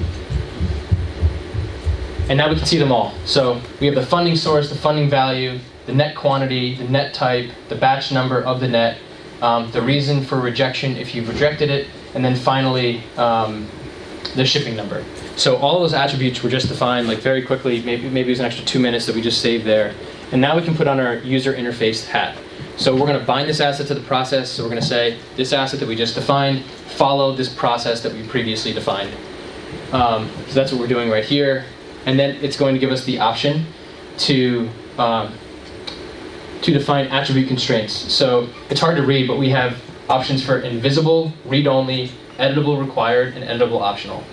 So we're defining the actions right now, and then we get to define what should show up on the user interface. So when this program manager logs in and receives some funding, what information should they see, or should they have to input? So for example, the funding source, yeah, that should be an editable required field. The funding value, yeah, that should be an editable required field. But the shipping ID and the net type, that's not relevant yet. So we're going to make those invisible. So once this is complete, the only thing that we have to do is add roles, users, and permissions. So a role would be a program manager, and the username would be john@programmanager.com. So as soon as that's done, and we say that John, or the program manager, has the rights to receive the funding and input in this information, the blockchain app is done. So you can see it's very easy. You're just filling in dots essentially, whether it's invisible or read-only. This should all go faster. Yep. This is where we define permissions. So program manager for the mosquito, which is the asset, has the ability to. I'm going very quickly here. I'm very fast at doing this. But this is the boring part. Let's get to the fun part. So now I'm going to log in as the program manager. So I just logged in, and I don't see those 3 core components anymore. I only see the asset that I can perform actions on, because now I'm a user. I'm not an admin. I'm not a business analyst. I'm not a system admin. All I am is a user. So I can see this mosquito asset, and I can go ahead and I can click on it. And now all of the user interface that we just created, it pops up. So we only see 2 options here. So this program manager can input the funding source, which is going to be anonymous, and also the funding value, which I think is $1 million. We're going to click submit, and we get to see the dashboard's been updated. And if I click on this asset again, I can now receive the funding or do nothing. So we're going to order these nets now that have received the funding. And again, I get to click this drop-down menu for net type, and I get to choose, big type, big net, little net, extra fine net, etc. So all of this user interface is what we define in that last step. So this comes with the application. So as soon as you're done modeling the asset and the processes and roles, you click enter, and you get this beautiful interface. You have QR codes, and all of this is the history. So the program manager has initialized the funding value. It's a little small, but I don't want to mess with it. The funding value of $10 million. Who did it anonymous. So all this is captured on the blockchain along with the transaction ID and the history. So now the dashboard's been updated and you get it. So I think this is all of a sudden going to go very, very quickly. So I don't think we need to watch the rest of it. But essentially, you can model any process you want, you can deploy it to the blockchain, and you can start using it as a user immediately. So I think this is revolutionary, and I'm happy to be in France. One of the reasons I came here early is to meet with the team. I'm sure you've met most of them, but they're the real deal. The best consultants in the business, the best Ethereum developers in the business, and a dev focus. So really happy to be here. Thank you. I think my demo went a little bit longer, so thank you for bearing with us. It's hot in here.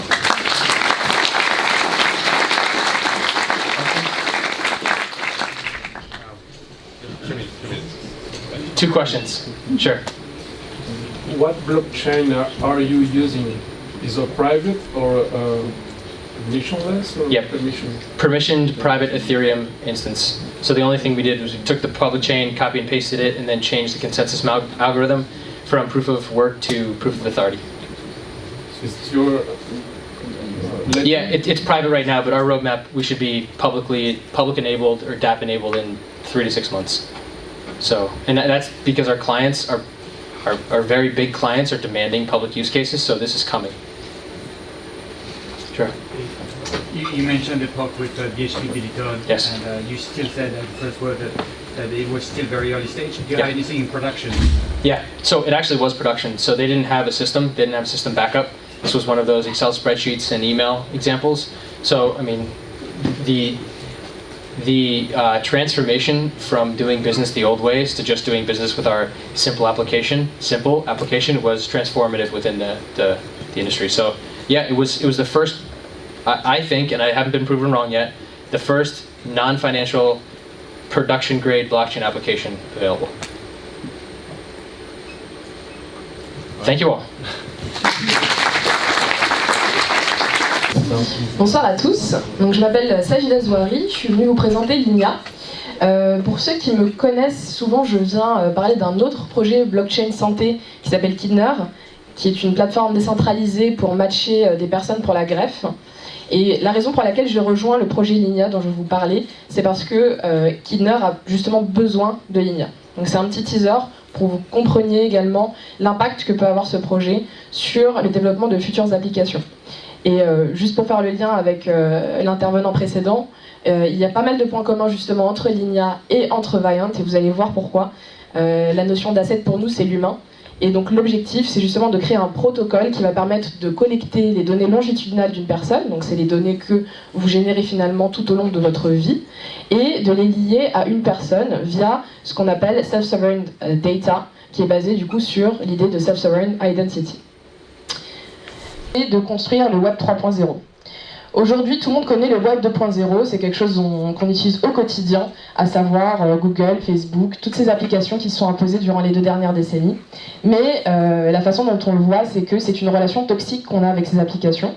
Certes, elles nous ont permis de faire des choses exceptionnelles. Certes, elles ont changé notre vie.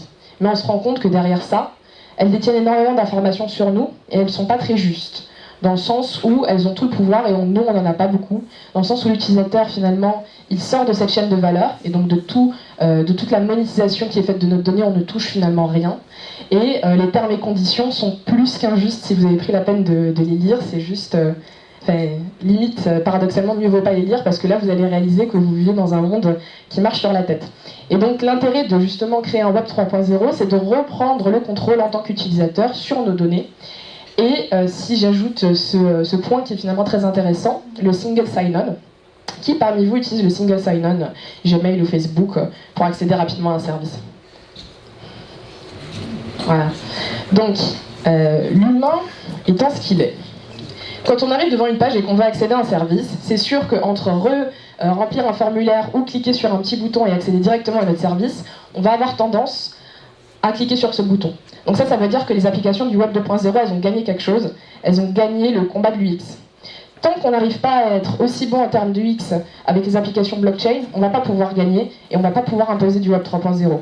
Et donc c'est pour ça que c'est intéressant de voir Linea non pas seulement comme un projet de protocole, avec du data sharing, du data storage comme ce qu'on peut voir au quotidien, mais également comme un changement au niveau de l'UX.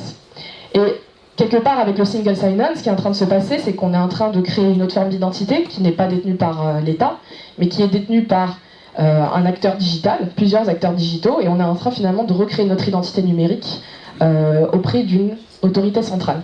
Donc est-ce que c'est vraiment ce qu'on veut pour l'avenir ? Je ne suis pas sûre.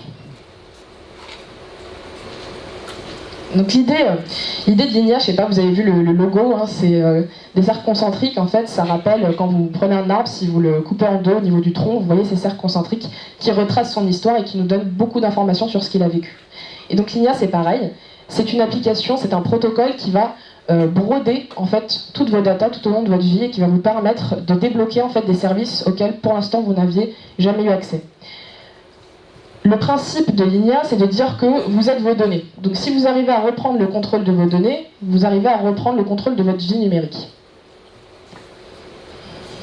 Donc si on devait expliquer Linea, c'est le concept de self-sovereign data. On va avoir besoin d'une plateforme pour stocker et pour partager des données, sinon on ne peut pas créer de service. On va collecter surtout des données de type longitudinal, c'est-à-dire non pas des données épisodiques du style vous tombez malade et tout d'un coup vous faites une batterie de tests et donc là vous voyez votre nombre de données générées il est très haut et puis quand vous allez mieux, finalement c'est silence radio. Le principe c'est de changer de paradigme, un petit peu comme ce qu'on voit également dans d'autres formes de médecine. Il ne s'agit pas de guérir, on parle souvent de médecine préventive, mais en fait tout au long normalement de votre vie, vous devriez collecter des informations, ça devrait vous donner ce qu'on appelle des insights, voilà, des indices, des conseils sur votre façon de vivre. Et donc c'est ça qu'il y a derrière Linea, et principalement le fait de créer un écosystème d'applications qui va vous permettre d'utiliser ces données pour créer ces services-là. Donc par exemple, une application de machine learning qui va vous permettre de découvrir des corrélations sur vos datas qui peuvent impacter même sérieusement votre vie, va pouvoir être créée au-dessus de Linea. Donc le principe, pourquoi ce projet est intéressant, c'est que vos données, toutes vos données ont de la valeur. C'est le principe du Web 2.0. La richesse du Web 2.0, c'est les datas. Donc ça, on le sait. En tant qu'humain, toute votre vie, vous allez générer des données. On le sait. Il faut un endroit pour stocker et gérer l'accès à ces données. Donc maintenant, on peut dire, ok, il faut qu'on ait un endroit, il faut qu'on soit en contrôle de nos données. Et certains vous diront, on n'a qu'à installer une base de données avec un serveur chez soi. Donc super, en termes d'UX, on a déjà perdu. Hein. Je pense que les gens qui n'arrivent même pas aujourd'hui à se décider à créer un wallet pour acheter des crypto-monnaies, ils vont certainement pas installer ça chez eux dans leur salon. Donc, la deuxième option, ça a été le Web 2.0. C'est pas grave, on va confier toutes nos données à des data centers qui sont dans je ne sais quel pays, avec je ne sais quelle personne qui les utilise et qui font des choses dessus. Mais là, on a une troisième option. On peut utiliser des systèmes de stockage décentralisés avec un layer qui va faire tout ce qui est permissioning et qui va agir selon ce qu'on appelle les policies, donc les règles quelque part que vous allez lui donner. Et tout ça va être exécuté par la blockchain qui donc va respecter scrupuleusement vos directives. Et donc quand on a commencé à réfléchir à ça, les données, on s'est rendu compte qu'on ne pourrait pas faire vraiment de self-sovereign data si on n'a pas une self-sovereign identity, puisque vos données sont liées à vous. La bonne chose, c'est qu'aujourd'hui on a un projet, il y en a plusieurs, mais en tout cas il y a un projet vraiment qui se distingue, qui est Uport, qui est en train de résoudre ce problème-là, donc on n'est pas en train de réinventer la roue avec Linea. L'objectif c'est d'être interopérable et utiliser les technologies de tous les projets qui sont en train de se créer dans l'écosystème. Mais en tout cas, notre concept sur l'identité, c'est qu'elle doit être unique. C'est très difficile d'avoir une identité unique sans faire appel à une autorité centrale qui va valider que dans ces registres, vous existez en tant que telle ou telle personne avec tel ou tel identifiant. Mais de la même manière, cette identité, elle n'est pas statique, elle a besoin d'être utilisée dans des contextes. Et donc c'est là qu'on introduit le concept de facette, c'est-à-dire qu'au quotidien, en tant qu'utilisateur, certes, votre identité, elle est unique, sinon ça n'a pas de sens. En revanche, vous avez ce qu'on appelle une sorte d'identité contextuelle, à savoir que vous allez présenter une certaine facette, selon si vous êtes, par exemple, au travail, disons que vous êtes médecin, Donc il y a de la data qui est liée peut-être à votre diplôme qui va être générée, qui va vous permettre d'avoir des accès, de télécharger certaines applications. Disons maintenant que vous possédez un certain type de voiture, vous allez peut-être avoir accès aux applications pour les clients de cette voiture. Disons que vous êtes atteint d'une maladie, donc dans votre facette médicale, il va y avoir des informations sur cette maladie, vous allez peut-être pouvoir rejoindre des groupes de soutien de gens qui ont cette maladie et bénéficier des programmes, des conseils liés à ça. Donc vous avez plusieurs facettes. Vous êtes un individu complexe, vous le savez déjà. Et donc on veut refléter cette complexité au niveau du protocole. Donc ce que j'avais mis ici, parce que bon, on n'a pas vraiment le temps de rentrer dans les aspects techniques, mais voilà, le principe de HDKey, c'est ce qui est utilisé sur Bitcoin. Donc vous créez votre paire de clés qui va être votre master key. Ça c'est vous, il n'y a que vous qui la possédez. Par contre, ça c'est pas très pratique d'un point de vue fonctionnel. Donc on a besoin d'avoir des paires de clés qui sont moins sensibles. C'est là que les child keys, qui sont générées à partir de votre master key, vont être intéressantes. Et donc en fait on va générer des child keys selon les facettes que vous allez avoir. Voilà. Okay. Donc l'architecture. Donc c'est intéressant parce qu'on parle souvent de silos. Et donc là ce qu'on voit c'est que certes on a plusieurs verticaux, mais ils sont tous rejoints au niveau de la base. Et donc ça va être, je ne sais pas si peut-être vous allez vous en rendre compte à quel point ça peut accélérer l'apparition du Web 3.0, puisqu'une personne qui va par exemple avoir une self-sovereign identity via Uport ou autre, puis utiliser Linea pour sa couche data, et ensuite utiliser des applications du Web 3.0 par exemple pour sa smart home, et bien si demain cette personne a envie de télécharger une application de gaming, ou une application pour ses photos, ou pour sa santé, et bien cette personne-là sera déjà utilisateur de Linea. Donc il y a une espèce de viralité qui va s'installer, et on espère en fait que ça va générer de plus en plus d'adoption au niveau du Web 3.0. Et ça va permettre, je l'espère, de migrer cet écosystème vers un Web 2.0 confortable mais toxique, à un Web 3.0 plus mature et qui redonne la gouvernance aux utilisateurs. Et pour les applications, c'est-à-dire pour les personnes qui vont vraiment venir développer des applications, les startups, c'est également rassurant de se dire que finalement, n'importe lequel de ces verticales-là est un point d'entrée. Donc, imaginez-vous, demain vous créez une application de machine learning qui crée des corrélations entre des données de mobilité d'une personne et sa santé. C'est quand même sympa si vous voyez qu'il y a une personne qui utilise déjà une application basée sur Linea et qui collecte des datas sur sa voiture. Donc ça veut dire qu'en un clic, plutôt que de dire à l'utilisateur, il va nous falloir 3 mois pour faire un peu d'apprentissage sur vos données, puisque de toute façon, il faut qu'à partir de l'instant T, vous commenciez à nous alimenter. Et bien si vous avez déjà Linea, vous pouvez très bien dire, j'autorise cette application à accéder à mes données, aux données qui les intéressent. Étant donné que ces données sont cataloguées, l'application saura où les chercher dans le système Linea. Et bien ça se trouve à cet instant T-là, ils peuvent déjà vous donner des conseils, des informations, ou même de la visualisation sur vos 3 derniers mois. Donc ça change complètement la façon dont on conçoit les applications, et ça simplifie énormément le job des app développeurs.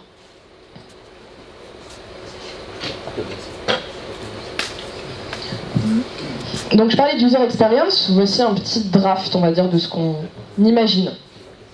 Imaginez, demain vous vous connectez sur Linea, et vous avez accès à tout ça, c'est vous en fait. Si vous allez un petit peu du côté de votre santé, ou même de votre vie, vous allez pouvoir voir ce qui s'est passé avant vous. Donc ça sera peut-être pas pour votre génération, mais imaginez dans quelques générations, on pourra avoir des informations sur des antécédents familiaux. Je sais qu'il y a beaucoup de gens qui s'intéressent à ça, c'est extrêmement dur d'avoir l'information. Normal, il n'y a jamais eu de façon simple de le capter. Vous pouvez avoir des informations sur votre naissance. De la même manière, il y a beaucoup de gens qui s'intéressent au contexte médical de leur naissance. Donc là, vous les aurez, vos vaccinations. Tout ça en un endroit. Les moments où vous avez été malade, les stops, ce qui s'est passé, ce qui a précédé, ce qui s'en est suivi. Et également, on se base sur quelque chose sur des concepts de sociologie en fait dans Linea. Je ne sais pas si vous connaissez le principe de Dunbar, qui disait que dans les communautés, en fait, on est vraiment connecté qu'à 150 personnes. En tout cas, à l'époque des chasseurs-cueilleurs, c'était le cas. Maintenant, on est arrivé dans une société où on peut être connecté à des milliers de personnes. Mais on a perdu l'intérêt de ce premier type de société, où finalement ces 150 personnes qui étaient un nombre limité, vous connaissez quand même très bien. Et pouvez vous dire, si vous aviez un comportement anormal ou une maladie, tiens, j'ai vu à peu près la même chose chez telle ou telle personne, voici ce que cette personne a fait, essaye, peut-être que tu vas guérir. Il se trouve que la personne qui gère le projet Linea, qui a vraiment déclenché cette initiative-là, Diego Espinosa, il était atteint de diabète, donc il était prédiabétique, et il a réussi, par ses propres recherches, à inverser son diabète. C'est quelque chose de très difficile à faire, et il a fait ça sans suivre en fait les conseils de ses médecins. Donc c'est pas que ces médecins ne voulaient pas qu'ils guérissent, bien sûr que non. Simplement, les médecins appliquent ce qui vient d'une autorité centrale, qui est ce qu'ils apprennent en école de médecine. Mais il ne faut pas, je dirais, oublier toute l'intelligence collective qu'on a à notre disposition et qu'on a utilisée pendant des centaines d'années. Et donc on espère qu'avec ce Web 3.0 et qu'avec l'INIA, on pourra à la fois utiliser le pouvoir de la connexion et le fait de pouvoir se connecter à des milliers de personnes, tout en ayant le bénéfice des informations de la communauté, de cette intelligence collective. Et donc ça veut dire que si vous avez un profil qui correspond au profil de 150 autres personnes, eh bien, comme les données ont été récoltées, on va pouvoir tracer des profils et avoir soit des conseils personnalisés, soit de la médecine personnalisée. Et peut-être que ce qui marchera pour vous, c'est pas ce que votre médecin va vous dire. C'est peut-être ce qui a marché pour les 150 autres personnes que vous n'auriez jamais croisées. Donc c'est toute cette idée-là qu'il y a aussi derrière. Alors bien sûr, on est conscient qu'il y a un challenge, c'est comment on fait passer les gens d'un Web 2.0 confortable à un Web 3.0 où il va y avoir, en tout cas pour les prochaines années, quand même pas mal de challenges techniques, même si tout le monde essaye de simplifier les choses. Donc ce que vous voyez ici, c'est tout simplement une métaphore de ça, mais c'est l'idée. Aujourd'hui, on est dans une best local solution, les gens sont à peu près contents. Quand on regarde à côté, ils se disent « Ouh là là, ça m'a l'air compliqué » ou bien « Il peut y avoir des failles de sécurité » ou bien « Ça scale pas ». Donc du coup, on préfère rester sur sa petite colline. Mais ce qu'on voit bien, c'est qu'il y a un autre maximum qui est là-bas, qui est à portée de main, je dirais, mais tant qu'on ne va pas dans la vallée qui est descendante, et qui paraît pas très séduisante au premier abord, on ne pourra jamais l'atteindre. Donc, ce qu'il faut bien comprendre, c'est qu'avec le système LINIA, les utilisateurs sont gagnants, les entreprises sont gagnantes, les startups sont gagnantes, tout le monde est gagnant. L'idée, c'est pas d'exclure qui que ce soit, c'est juste de remettre l'utilisateur au centre. Et donc, si tout le monde coopère, c'est ce qui est noté ici, en fait, c'est un jeu de réseau, si tout le monde coopère, tout le monde peut bénéficier d'un système tel que LINIA. Pourquoi ? Typiquement, avec LINIA, on va pouvoir, en tout cas, on va essayer de résoudre un challenge qui est très présent en blockchain, à savoir comment on réconcilie confidentialité et transparence. On est quand même sur une plateforme qui est destinée à faire le plus possible circuler de la donnée, mais en même temps, il faut que cette donnée soit sécurisée. Et donc si on arrive à résoudre ce challenge-là, à mettre à disposition les données, à permettre un stockage décentralisé, un partage facilité, un respect des conditions de l'utilisateur, à faire ce qu'on appelle du blind storage, de la blind research, en tout cas en termes de queries, et également de la blind computation. Donc là, je vois des... Oui, voilà, c'est exactement la même réaction qu'on a dans notre équipe quand on est devant le whiteboard. Il y a du boulot. Si on arrive à faire ça, on peut carrément changer, en tout cas cet écosystème d'applications. Et des applications qui sont by design, confidentielles, en tout cas respectueuses de la confidentialité de l'individu, et qui pour autant délivrent un résultat. Et j'irai même plus loin, délivrent des résultats qu'aujourd'hui vous ne pouvez pas avoir. Puisque aujourd'hui vous ne pouvez pas, je vous montrer les silos, il n'y a pas d'interopérabilité, il n'y a pas de correspondance possible, puisqu'il n'y a pas de base commune. Donc, avec l'INIA, by design, tout sera interopérable. Et donc, demain, si quelqu'un veut, je ne sais pas, moi, corréler votre potager connecté avec votre mobilité ou avec vos photos en analysant ce que vous avez mangé, avec votre santé, enfin, peu importe, tout ça va devenir possible. Mais ça doit commencer par les fondations. Et donc, par ce protocole et donc par l'INIA. Donc, c'est pour ça que quand on dit, bon, l'INIA, c'est pour les humains, on va reconnecter les datas à votre vie. En fait, nous, quand on travaille dessus, avec l'équipe, c'est plutôt ça qu'on voit. Donc il y a pas mal de choses à faire. En termes de scalabilité, je parlais de blind computation, on travaille sur tout ce qui est proof of computation, en fait on travaille beaucoup sur les aspects crypto. Ma collègue Amira, qui est là justement, est en plein dedans en ce moment. Et donc du coup, on a énormément de challenges techniques à résoudre, mais on va dire que c'est effectivement pour la bonne cause. Donc, comment on fonctionne ?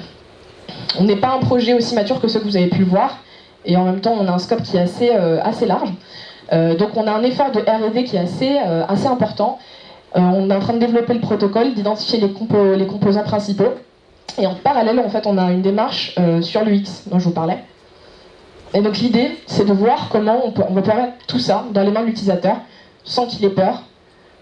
Et même, si je vais plus loin, qu'il préfère utiliser ça, qu'il comprenne son intérêt, en fait, en voyant ces applications-là, que c'est simple, qu'il a vraiment le pouvoir, et qu'il abandonne, en fait, ces applications 2.0. Et une fois qu'on aura initié ce mouvement-là, on aura gagné quelque chose. Donc aujourd'hui, on est une équipe de 10 personnes, et on continue de recruter, on est un petit peu tous dans ce cas-là chez Consensus. Je pense qu'il n'y a pas un Spock qui n'est pas en train de vous dire on cherche des gens. On a un white paper et un technical paper qui va sortir dans à peu près un mois. Et en fait, on a un MVP qui est en développement en parallèle, Donc en fait, ce qu'on fait, c'est que même si on n'a pas aujourd'hui de delivery sur le point de vue du protocole, on fait des MVP. Pourquoi? Parce que ça nous permet de tester la technique et surtout ça nous permet de mettre des prototypes dans les mains des utilisateurs. Et donc comme ça, on obtient du feedback sur le X, tout simplement. Donc, je vous remercie. Si vous avez des questions, n'hésitez pas.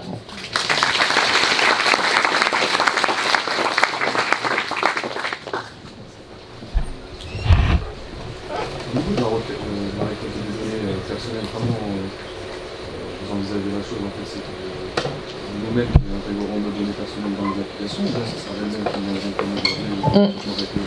En gros, au niveau de l'input, donc la data, elle peut venir de plusieurs endroits, elle peut venir de l'utilisateur lui-même, donc c'est ce qu'on appelle de self-declared data, et elle peut venir également d'autres institutions ou de, par exemple si on prend le cas de la santé, elle peut venir de votre médecin ou d'un laboratoire chez qui vous avez fait des analyses. Et eux-mêmes peuvent pousser de la data à propos de vous. Et en fait après on a un système au niveau du protocole qui est un système d'attestation qui est utilisé également chez Uport. Et donc en fait nous on utilise des attestations, c'est une sorte de JSON file, c'est rien de méchant, mais pour lier votre identité à votre data. Donc si quelqu'un d'autre ajoute de la donnée sur vous, si vous signez cette attestation, quelque part vous approuvez cet ajout-là et elle rentre finalement dans votre base de données personnelle qui est distribuée sur la plateforme. Pas de la data automatique qui est mise à jour par exemple comme une application Facebook ou le marqueur. Si, donc imaginons que demain vous utilisez une application et cette application fait en sorte, enfin en tout cas via cette application-là vous générez de la data. Si elle utilise Linea, automatiquement elle ira dessus, ou en tout cas l'information nécessaire, parce qu'il faut bien voir aussi ce dont vraiment il y a besoin. Typiquement, il y a des données qui sont cruciales et dont on a besoin de la preuve, parce que plus tard on va demander par exemple des médicaments, donc on a besoin qu'une prescription médicale, une ordonnance soit dedans, donc là celle-là on va effectivement la stocker. Donc imaginons que l'application de votre médecin permette de faire ça, l'ordonnance va être stockée, vous allez l'approuver via votre application sur votre smartphone, et donc juste après quand vous irez à la pharmacie, et que les personnes feront une requête par rapport à votre profil, ils verront que vous avez effectivement rattaché cette ordonnance-là. Mais seulement parce que vous leur avez donné la permission d'accéder à vos ordonnances, puisque c'est un pharmacien. Voilà. L'idée c'est de créer, il faut voir ça en mode écosystème. Ouais, avec Variable par exemple, si la private key avec laquelle tu trades sur Variable, tu l'intègres dans le système, on pourra faire des, si tu acceptes, on a fait des attestations de ta data comme quoi t'es pas drogué du risque, des choses comme ça. Oui, non mais de toute façon c'est un gros effort. Oui. Comment ça s'articule avec la loi pour le coup? Donc au niveau de tout ce qui est RGPD, donc c'est bien parce qu'il y a deux étudiants de l'école 42 derrière vous. En plus, HDS, hébergement des données de santé. Oui, donc tout ce qui est HDS, aujourd'hui, moi j'étais chez Orange avant, c'est là où j'ai fait ma thèse. Orange était hébergeur agréé santé, ça demande plutôt, de montrer vraiment patte blanche, on va dire ça comme ça. Aujourd'hui, on essaye de faire en sorte de dire que si on stocke de l'information qui est suffisamment chiffrée, ou en tout cas qui suit, comment on appelle ça, les contraintes légales, pour l'instant, on peut se permettre de la stocker, en tout cas dans des nœuds qui seront préapprouvés. Donc typiquement, votre donnée médicale et, je sais pas moi, vos données Twitter-like décentralisées qui seraient par exemple sur Linea, elles vont pas être stockées chez les mêmes nœuds. Donc voilà. L'idée c'est de créer ce qu'on appelle un mesh Linea qui va héberger certaines données. Donc, et les données les plus sensibles n'auront pas les mêmes conditions d'hébergement. De la même manière, ce mesh-là, en fait, il va également faire le calcul sur ces datas. Donc quand il y aura des services qui voudront performer des calculs sur de la donnée confidentielle, donc c'est-à-dire calculer des choses sans voir les données en l'occurrence et ne pas comprendre forcément d'ailleurs le résultat, mais seulement vous pouvez y accéder, on le fera également sur des nœuds sécurisés. Donc en fait on va calibrer ça par rapport au cas d'usage et c'est pour ça qu'on y va en mode MVP, parce qu'on se dit que si on arrive à faire ça dans la santé, donc on peut faire ça partout. Voilà. Ouais. En quoi la blockchain apporte à ce projet-là ? En tout, je pense. C'est bon alors. Du coup, l'idée de la blockchain. Pourquoi décentraliser? C'est très bien, ouais. Je veux dire, mais je peux le garder dans un. Donc on fait Web 2.0. Non, pas forcément. Voilà, donc. En quoi quel est l'apport? Donc l'idée de la décentralisation ici, c'est que pour tout ce qui est gestion des données, gestion des accès, qui peut voir quoi, à quel moment, qui peut partager quoi, etc., il nous faut une autorité. Il faut quelque chose qui gère ça. Donc on a le choix de le faire de manière centralisée. Par exemple Facebook qui vous dit vous pouvez paramétrer votre confidentialité, vous inquiétez pas, on va suivre ce que vous dites, croyez-nous sur parole. Et donc on le gère de manière centralisée. Ou alors on peut se dire en fait on n'a plus confiance en ça et de toute manière on ne sait même pas ce qui est fait de nos données après, on ne sait même pas qui les vend, il n'y a aucune traçabilité. tout est basé sur leurs paroles. Et donc on peut se dire, dans ce cas-là, il faut qu'on décentralise tout, puisque c'est même pas une question de suspicion de paranoïa, c'est simplement, il n'y a aucune raison de leur faire confiance. Et les choses prouvent que d'ailleurs on ne devrait pas. Typiquement sur Instagram, les terms and conditions sont absolument horribles, donc ils peuvent faire absolument ce qu'ils veulent de vos photos, etc. Donc on a besoin de cette entité, donc en l'occurrence une blockchain, pour gérer de manière totalement décentralisée ce qui est fait de vos données et la manière dont elles sont gérées. Et en fait on va plus loin, étant donné qu'on utilise du consensus également off-chain pour faire certains calculs lourds et pour faire énormément de choses. Je veux dire, IPFS, qui est un decentralized storage, n'est pas une blockchain. Donc on utilise aussi des technologies de la même famille, on va dire. Voilà, des technologies de la même famille. On essaye vraiment d'aller dans cette vision Web 3.0 avec un utilisateur au centre du système et un pouvoir réduit pour toutes les autorités centrales qui sont installées, sans pour autant, ça ne veut pas dire qu'elles n'auront pas de business. Ça veut juste dire que maintenant elles devront suivre les règles des utilisateurs. Oui. Il y a un secteur qui a proposé, Génération Libre, qui a proposé qu'on soit rémunéré pour nos données. Est-ce que ça, c'est une solution envisageable dans Web 3.0 ou est-ce que ça peut fonctionner dans... Tout est envisageable dans Web 3.0 à partir du moment que la personne dont c'est les données accepte. Là, par exemple, on va marquer Data Marketplace. Nous, on n'a pas vocation à le faire, mais l'idée, c'est de dire quelqu'un qui voudrait en faire une pourrait utiliser ça et proposer une application et les gens pourraient s'inscrire dessus. Et de toute façon, tout est déjà géré, le data storage, le data permissioning, donc c'est super simple à mettre en place. Et on a aussi pour objectif en fait de créer une espèce de browser de data. Donc, je sais pas si vous avez vu ça, mais il y a marqué score là-bas. Donc en fait, on veut créer aussi une sorte de score de réputation ou plus de valeur sur les données que vous rentrez. Si on reprend l'exemple médical vraiment pour comprendre, ça voudrait dire que si vous êtes atteint par exemple d'une maladie orpheline, une maladie rare, vos données d'un point de vue recherche auront plus de valeur. Voilà. Donc il y a cette notion-là par rapport à un examen sanguin. De la même manière, si la provenance de votre donnée est certifiée, donc si c'est entre une donnée que vous avez rentrée chez vous dans votre salon, par exemple, je sais pas moi, votre pression artérielle, parce que vous avez un truc d'IoT, ou d'ailleurs on a même prévu de connecter les IoT à l'INIA, donc ça c'est prévu dans la roadmap, mais en tout cas ça vous l'avez pris de chez vous. Entre ça et une mesure qui a été faite en hôpital par un docteur qui va se loguer avec son identifiant CPS, professionnel de santé, et qui va signer avec sa signature électronique cette information-là, le poids de la donnée va totalement changer. Donc on a un système dynamique qui vise à se complexifier d'ailleurs. Donc on va faire participer des chercheurs, des gens du domaine médical, et, par exemple dans ce cas-là, pour créer une matrice qui prenne en compte tous ces facteurs-là et pour avoir un mapping de la valeur de la data. Donc c'est quelque chose de nouveau, c'est une nouvelle unité de valeur. C'est un peu comme le CARA, enfin voilà, donc c'est quelque chose. Et après ça sera mappé en valeur par rapport au token de l'INIA. Donc on aura un token. L'objectif c'est que l'INIA en fait à terme va disparaître en tant que... Enfin, on n'est pas une structure, quoi. Il n'y a pas de business model sur l'INIA, on ne prend pas de fees ni quoi que ce soit. On va disparaître petit à petit une fois que l'écosystème va monter et que les gens vont utiliser le token pour accéder à l'INIA, et après tout va se baser sur du token. Donc on fait vraiment ça pour la communauté en fait. Oui. Est-ce que vous travaillez avec des organismes de normalisation ? Alors, parce qu'en fait, vous définissez un protocole relativement universel, j'imagine que... C'est une piste à laquelle on a pensé mais qu'on n'a même pas encore eu le temps d'explorer. En fait, il faut dire que l'équipe elle est principalement basée aux États-Unis. Donc du coup, déjà le fait de parler de la GDPR, ça a été quelque chose de nouveau il y a quelques temps. Donc les organismes de normalisation aujourd'hui, non. On n'a même pas la même vélocité qu'eux, il y a ça aussi. Donc on a mieux fait de faire notre truc, on va dire. Et après on discutera avec eux pour voir si ça match ou même leur proposer. C'est quelque chose d'assez open qu'on va faire, ça sera open source. Aujourd'hui, pour avoir assisté à certaines réunions avec des organismes de normalisation, je salue l'initiative, mais voilà, on se donnera des nouvelles plus tard, quoi. Je comprends bien, pour utiliser le service, il faudra acquérir le token. Comment ça marchera? Parce que c'est pas un service qui est one shot, un truc qui nous suivra toute la vie. Ouais. On achète un token une fois, on rachète les tokens, à quelle occasion on en rachète? Alors ça dépend en tant que qui, en tant qu'utilisateur. Prenons par exemple un chercheur qui veut lancer une étude et qui a besoin de 300 profils qui correspondent à certains critères de maladie, d'antécédents, de machin.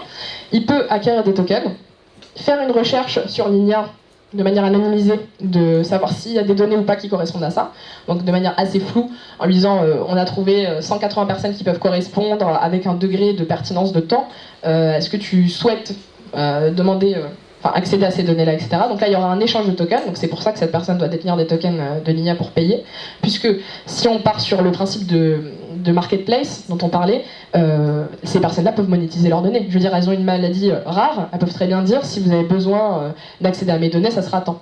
Et donc, basé sur ce que je disais, là, le fameux score, sur la valeur de vos données, la provenance, etc., elles auront un certain coût en termes de tokens. Et donc après, la personne intéressée pourra les acquérir et ça sera... D'ailleurs, on étudie la notion de state channel également pour ça. Il y aura des échanges qui seront faits off-chain et puis à la fin, la transaction finale, ça sera de dire que telle personne a récupéré tel token et l'autre personne a bien s'est vue envoyer le data package qu'elle voulait. Et là, vous prenez l'exemple de quelqu'un qui a besoin d'utiliser l'IA à une occasion donnée, le médecin, mais D'accord. Alors une application, par exemple, aurait besoin de l'IA pour interagir avec certains services, pour imaginer ça. Et donc du coup, ça donnera une impulsion au niveau de la circulation du token. Parce que donc, pour nous, c'est ça qui fait la valeur, il faut que le token circule. Et donc l'idée, c'est que finalement, les applications qui sont en haut interagissent continuellement avec l'IA, et donc il y a un token qui est nécessaire à ce niveau-là. Ce qui ne veut pas dire qu'au niveau de l'interface utilisateur, des utilisateurs de ces applications-là, ils vont voir du token LIA. C'est pas du tout obligatoire. Ça peut être des applications qui utilisent des fiat totalement classiques. Par contre, ça sera un peu un plus au niveau du job du développeur. En plus de gérer l'API, par exemple, il faudra également gérer la notion de token. Et donc ça va être le lot de pas mal d'applications basées sur les blockchains. Oui. Par rapport à l'utilisateur, vous devez bien payer en fait, des frais de connexion avec les smart contracts pour n'importe quelle requête. Est-ce que c'est pas un frein par rapport au Web 2.0 où tout est gratuit quand vous payez? Si, ça c'est un énorme frein qu'on a tous. Enfin, je veux dire, tous les projets que je connais ont à peu près ce problème-là. Comment on fait? Parce qu'on a le choix de dire c'est l'utilisateur qui prend en charge le frais, ou alors c'est nous qui absorbons le frais. Donc ce qu'il faut faire, petit conseil en gros, c'est bien définir son modèle pour savoir à peu près calculer le volume des transactions, des interactions nécessaires avec la blockchain. Deuxième, je ne sais pas si c'est un conseil, mais en tout cas nous on est parti sur ça, quand c'est possible, on peut faire certaines choses off-chain en attendant. À partir du moment où on arrive à avoir une preuve de l'intégrité de ce qui se passe off-chain et l'ancrer sur la blockchain, donc ça c'est une technique qu'on utilise, et donc ce qui fait que ça nous réduit pas mal le nombre d'interactions avec la blockchain. Et après ce coût-là, en fait, on peut très bien l'assumer en tant que Linia, étant donné qu'on a un token dont la valeur va augmenter, donc du coup je disais que tout à l'heure qu'on n'avait pas de business model, c'est pas le bon terme. Ce que je veux dire c'est que on n'est pas là pour faire du profit sur les gens, donc il y a quand même des flux entrants et des flux sortants, et donc Linia pourrait totalement être autosuffisant avec la valeur du token pour payer ces frais-là. Et en plus de ça, par rapport aux mesh dont je parlais de nœuds Linia, en fait, il y aura un système d'incentive, puisque ces nœuds-là ne vont pas gratuitement mettre à disposition de la ressource de calcul pour faire de la computation sur vos data. Et donc, du coup, il y aura également des gens qui gagneront du token. Donc, après, ces personnes-là, quand elles interagiront avec la blockchain pour publier les résultats, ils pourront payer de la même manière. Donc, c'est quelque chose qui est... comment dirais-je, très complexe aujourd'hui pour la plupart des applications blockchain, et c'est totalement sur notre roadmap. Ok, dernière question et après on se...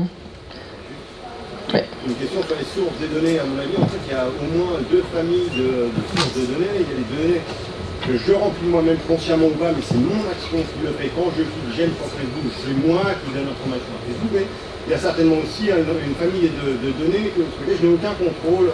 Ma voiture connectée qui envoie ma manière de conduire, le constructeur automobile, c'est pas moi je peux rien faire dessus, et de la même manière on peut plus simplement imaginer que je suis bien incapable de relire les photos de mon médecin quand j'écris dans l'ordonnance.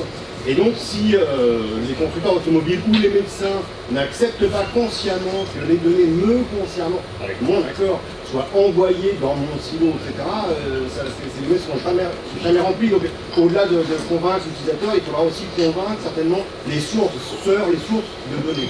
C'est avec eux qu'on discute actuellement en fait. Donc je parlais du MVP tout à l'heure. En fait là on est plutôt en train, pour bâtir le Web 3.0, on est en train justement d'attaquer au niveau des personnes qui aujourd'hui ont les datas, pour voir comment ces personnes-là peuvent passer sur des applications type Linia. Donc ça sera un bon flux déjà entrant de données, puisque c'est eux qui sont l'interface entre vous et vos datas. Et la deuxième étape, ça sera que l'utilisateur lambda ne passe plus par cette transition Web 2.0 à Web 3.0, mais du coup puisse se connecter directement à Linia et commencer à faire des inputs de data. Mais pour être très clair, la majorité des données sur vous, elles sont, c'est ce que vous dites, elles sont pas Vous n'êtes pas en train de retaper vos données tous les jours. Voilà. Donc c'est des données qui sont automatiquement prises. Il n'empêche qu'elles sont générées par vos objets, vos devices, vos applications, etc. Donc de toute manière, il y a un moyen de captation. Et si je mentionne juste l'IoT au niveau de l'avenir que ça a dans les prochaines années, on va avoir énormément d'objets connectés. C'est pour ça que je parlais ça dans la roadmap Linea.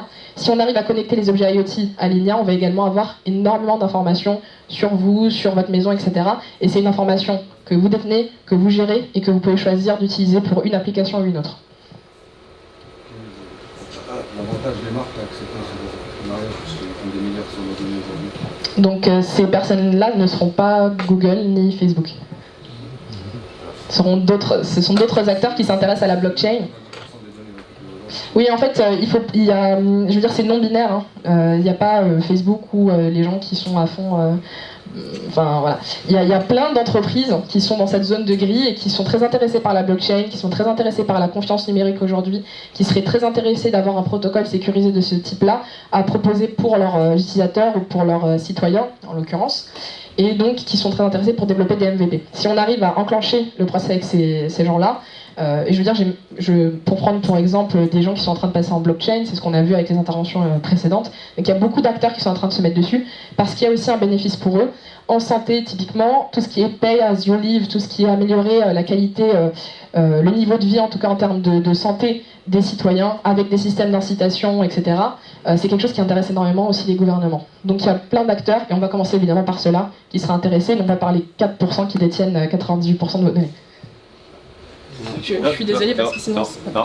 Stop, pardon, en fait on a un cocktail juste après, donc si vous avez plein de questions sur ce formidable projet, vous pouvez les adresser directement à Sajida pendant le cocktail. Merci.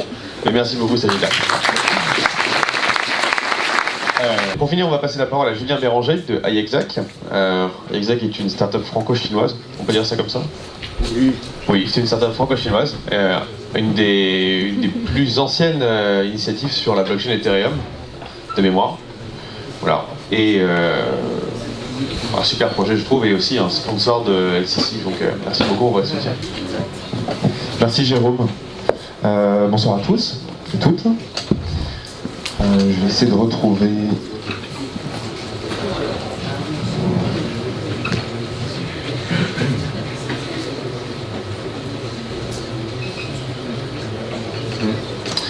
Oui, merci.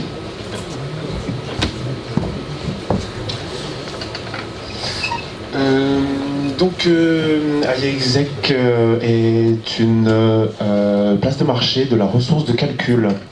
Donc, je vais expliquer un petit peu ce que ça veut dire. C'est un projet qui a été présenté pour la première fois en septembre 2016 à la DevCon 2 à Shanghai. Donc, la DevCon, c'est la conférence annuelle en fait des développeurs Ethereum. Donc, c'est là où a été présenté le projet, et donc l'entreprise française a été créée en octobre 2016. Donc ça c'est l'équipe, alors on voit pas très bien tout ce qui se passe là-dedans, mais il se passe beaucoup de choses. On est déjà 18 dans l'équipe, seulement 2 femmes. Bon, on voit rien du tout en fait, c'est un petit peu dommage, mais donc en haut si vous voulez, donc les gens qui ont un petit peu fondé ce projet, donc Gilles Fedak, Raiwu Re et Oleg Lodiginski qui est dans la salle. Si tu peux juste te montrer Oleg, voilà. Merci. Donc qui est notre directeur technique et qui est un des principaux architectes en fait d'un logiciel open source développé au sein de l'INRIA et du CNRS qui s'appelle ExtremeWeb HEP. Voilà, donc ça c'est l'équipe. Alors juste, je sais pas si beaucoup d'entre vous travaillent en start-up entreprise, mais et c'est peut-être encore plus important pour les projets blockchain entre guillemets, c'est que vu que notre business model est très lié à la valorisation de cet actif numérique qui s'appelle le RLC, donc c'est le nom du token, je vais vous en parler un petit peu après. Cette valorisation en fait repose beaucoup sur l'équipe, et donc on est assez fiers en fait d'avoir formé cette équipe de 18 personnes actuellement. Donc une place de marché pour la ressource de calcul. Donc c'est donc un marketplace où vous avez grosso modo trois types d'acteurs: les applications, les serveurs et les jeux de données. Et donc tout ce petit monde échange en utilisant donc le RLC qui est Ce token, cet actif numérique qu'on a émis nous-mêmes le 19 avril 2017 et qui a également permis au projet de se financer, puisque ce jour-là, on a récolté en fait l'équivalent de 12 millions d'euros en moins de 3 heures. Voilà ce qui s'est passé. Donc, ce qui laisse, si vous voulez, les coups des franges pour proposer cette vision.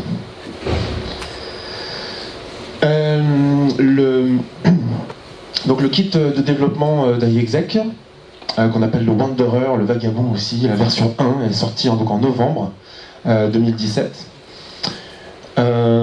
Donc vous avez ce petit tutoriel, qui n'est pas petit d'ailleurs, mais enfin qui est très court à faire, que je vous invite à tester, en fait, à essayer. Donc c'est sur Katacoda, c'est-à-dire que vous n'avez rien à installer, vous pouvez en fait en 5 minutes avoir déjà une bonne idée de comment ça fonctionne en fait au niveau application.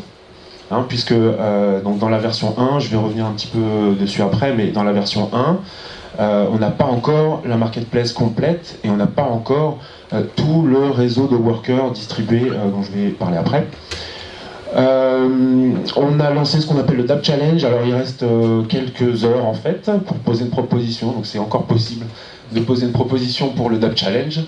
Alors en quoi ça consiste? En fait on finance le tout début de développement de différents projets qui seraient construits sur AIExec. Donc vous pouvez, un des avantages en fait de la plateforme, c'est que vous pouvez venir avec n'importe quel, ce qu'on appelle legacy application, c'est-à-dire avec votre application traditionnelle, on va dire, et la faire tourner donc sur un réseau décentralisé.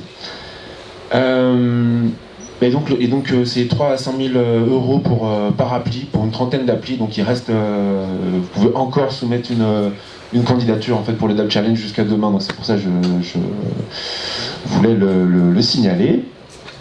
Alors, il y a ce qu'on appelle donc le DApp Store.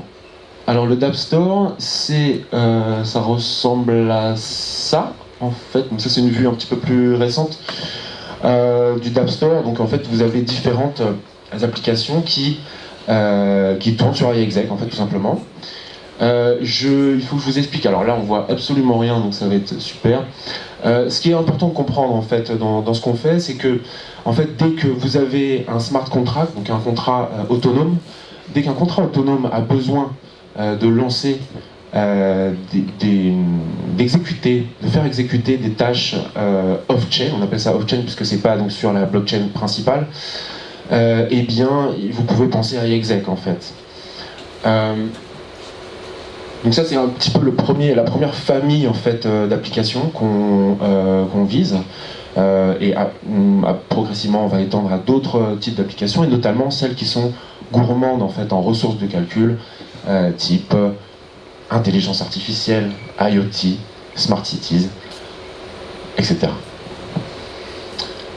Donc ça c'est simplement une vue de l'Explorer d'AIExec. Donc pour ceux qui ne sont pas familiers de l'univers crypto, un Explorer c'est simplement un outil qui permet de lire ce qui se passe sur la blockchain.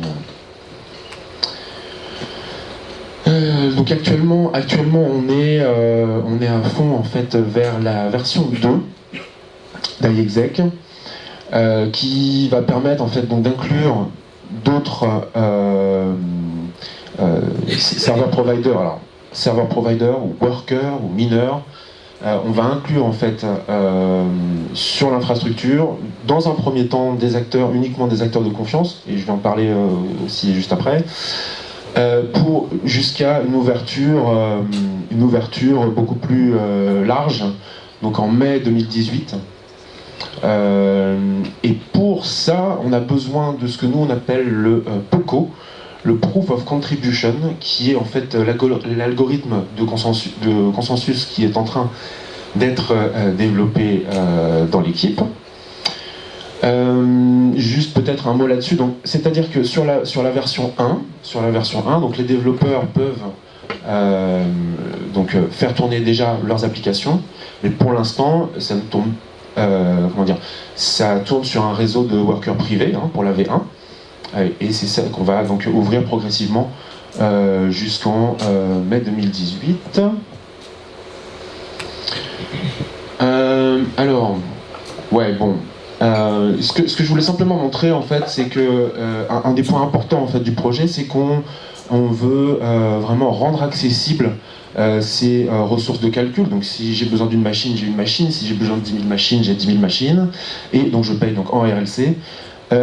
Et donc là, vous avez donc Madame Michu qui a son appli mobile. Alors là, on voit absolument rien, c'est dommage, mais on voit, on est censé voir en fait,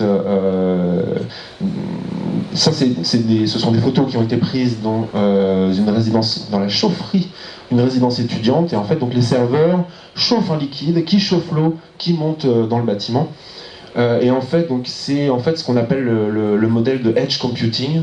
Hein, donc j'utilise mon application et les données en fait sont traitées par le chauffage de la voisine.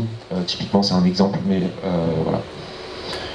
Voilà ce que je voulais vous dire. Merci.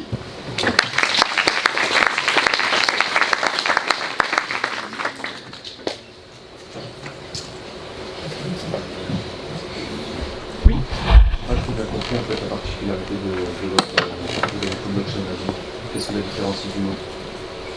Alors, en fait, donc AIExec fonctionne sur la blockchain Ethereum. Voilà. Et parce qu'en fait, je sais pas si tu sais, mais on est quand on développe une application sur Ethereum, on est très vite limité en fait par la capacité de la blockchain Ethereum. Et donc AIExec propose en fait d'étendre en fait cette capacité. Et en fait, on souhaite pousser en fait aussi fort qu'on peut l'innovation, et notamment dans le domaine donc, des applications décentralisées. C'est un petit peu le Web3 dont parlait Sajida à l'instant, avec toute cette future donc, génération d'applications décentralisées. Et d'ailleurs, sur le Dapp Store, ouais, je me permets de citer un partenaire là, qui est bleu, là, Shopin. Ah, il est là aussi, voilà. Et ils ont aussi une proposition, en fait, qui est aussi une implémentation de ce dont parlait Sajida tout à l'heure, donc ce modèle de Self-Sovereign Identity. Et donc ça, c'est quelque chose sur lequel on est aussi sensible. Je sais pas si je réponds à ta question un peu. C'est un peu flou. Ok. Ouais, par rapport au cloud, là, je vois aussi par rapport au cloud, quel rapport avec Bah alors c'est une marketplace. AIExec, c'est une marketplace. Donc c'est-à-dire que les différents types d'acteurs que j'ai cités, donc que ce soit les applications, les serveurs, les jeux de données, ils vont pouvoir valoriser leurs ressources en RLC. Donc si je suis une application, j'ai accès à cette puissance machine, quasi illimitée, on va dire, en tant qu'application, en tant que développeur, d'accord. Et donc ça, j'apporte ça à mes utilisateurs, d'accord. Et de l'autre côté, si je suis worker, si je suis serveur provider, eh bien, je vais valoriser, c'est-à-dire je vais gagner de la valeur en participant au réseau. D'accord ? Je vais gagner du RLC en traitant les données qu'on m'aura envoyées à traiter. Voilà. Et voilà. Et souvent, il y a plein de situations où il y a des surplus en fait. Où il y a des surplus en fait d'énergie qui est inutilisée, qu'on va pouvoir valoriser de cette façon. Oui. Souvent on pose des questions et je crois que je vais même faire me faire sur ça. Ah. Comment vous vous différenciez de Golem Oui, alors nos amis de Golem.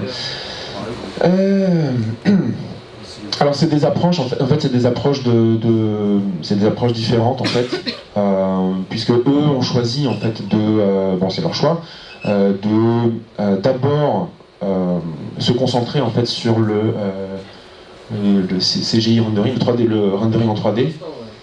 Voilà. Oui, mais pour l'instant, c'est-à-dire, on verra si tu veux, s'ils sont capables de faire tourner après d'autres applications. Ça, on verra. Nous, ce qui est sûr, c'est que dès maintenant, en fait, on peut faire tourner une appli type Blender. D'ailleurs, on va pas tarder à faire un petit peu de bruit là-dessus. Et du coup, on va pouvoir faire ça. Alors, Ce qu'on peut dire aussi, bon, on cherche éventuellement des points de coopération ou quoi, ça pourrait être éventuellement intéressant à un moment donné, mais pour l'instant, on essaie de voir un petit peu ce qu'est capable de produire les uns et les autres avant d'aller plus avant dans ce genre de discussion. Oui. Est-ce qu'on peut avoir plus de détails sur le proof of... Oui. Alors le POCO, le Proof of Contribution, donc effectivement c'est une pièce maîtresse, on va dire, donc de la version 2, donc qui est prévue pour mai. Comment ça fonctionne? C'est un mix en fait entre staking et réputation. Donc plus j'ai de réputation, plus j'ai de meilleure réputation, moins j'ai besoin de staker. En fait, tout simplement. Voilà. Dans les grandes lignes. Oui. Mais il y a une forme de preuve de calcul d'ailleurs par rapport aux contributeurs.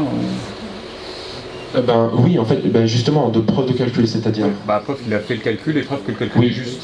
Oui, tout à fait. Justement, le Proof of Contribution sert justement à ça. Alors là, il est actuellement en cours de finalisation, on va dire. À savoir qu'on a un chercheur de l'ENS de Lyon qui travaille avec nous une journée par semaine et qui justement qui est en train de mettre de mettre des valeurs dessus et de calibrer l'ensemble. Oui. Est-ce que ça n'implique pas d'être dans ce que je crois on appelle l'escrow transaction, c'est-à-dire que pour prouver que j'ai bien réussi, c'est celui à qui j'ai fourni la puissance qui doit le faire, mais si lui ne veut pas me le donner, alors que le résultat était bon, oui, c'est une forme. Effectivement, c'est une forme de escroc, c'est-à-dire une forme de séquestre, n'est-ce pas, le staking, c'est-à-dire que je mets en jeu un certain nombre de valeurs. Et si d'aventure j'avais un mauvais comportement, eh bien, je serais à ce moment-là puni directement et je perds ce que j'avais mis, la valeur que j'avais mis en jeu.